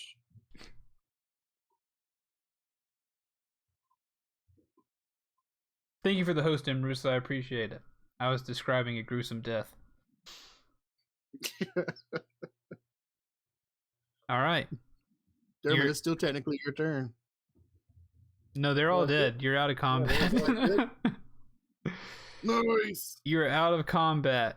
3 vampire brides lie dead as corpses or pieces of corpses in the floor of this room. The last intelligible words they said were of the variety that you would not kill their husband. Before you stands a jet black casket of the finest material and the finest wax and the finest gloss. Ahead of you, 3 alcoves, and behind you a marble staircase, and above you, Castle Ravenloft remains. Find out what happens to the Dungeon Boys next week on another episode of Dungeon Boys Play Curse of Strahd. That's all we got. Yay. Good job, guys. Juice, what is going on, buddy? Juice, you Yeah, sneezing? We're getting down to it. Getting down to it, my friends. Chewing Absolutely. on a bone. I got a feeling that sometime in the next couple of weeks we'll come across this Strahd guy. I think you will, Sure, eventually. He's got to be here somewhere. He's got to be there somewhere. But thank you guys so much for listening. If you're listening to the podcast, we really appreciate you. If you would be willing to leave a review of our podcast, which is now like over 2 years old, we may have passed the point of where we can get any attention on any of these podcast apps. Who knows? But if you want to write us a review and help us get in front of more ears, inside of more ears, bouncing around more people's skulls, that'd be great. I don't know if you can hear my dog in the background, but she really, really wants you to do it. But we would appreciate that. If you want to contact us, you can send us an email, tankmediagames@gmail.com. That's tankmediagames@gmail.com. You can catch us on almost all the social media. I made a TikTok this week for Get Tank Media Games. So we got them all the way down. We got Twitter @TankMediaGames, Instagram @TankMediaGames, TikTok @TankMediaGames, all kind of crazy stuff where you can get more of mostly me. The Dungeon Boys are a once a week thing, but eventually, once you listeners and fans start paying the bills, you can see us all the time. It'll be 24 hours a day. D&D. Oh. No, that's not true. That's not true. I'd die.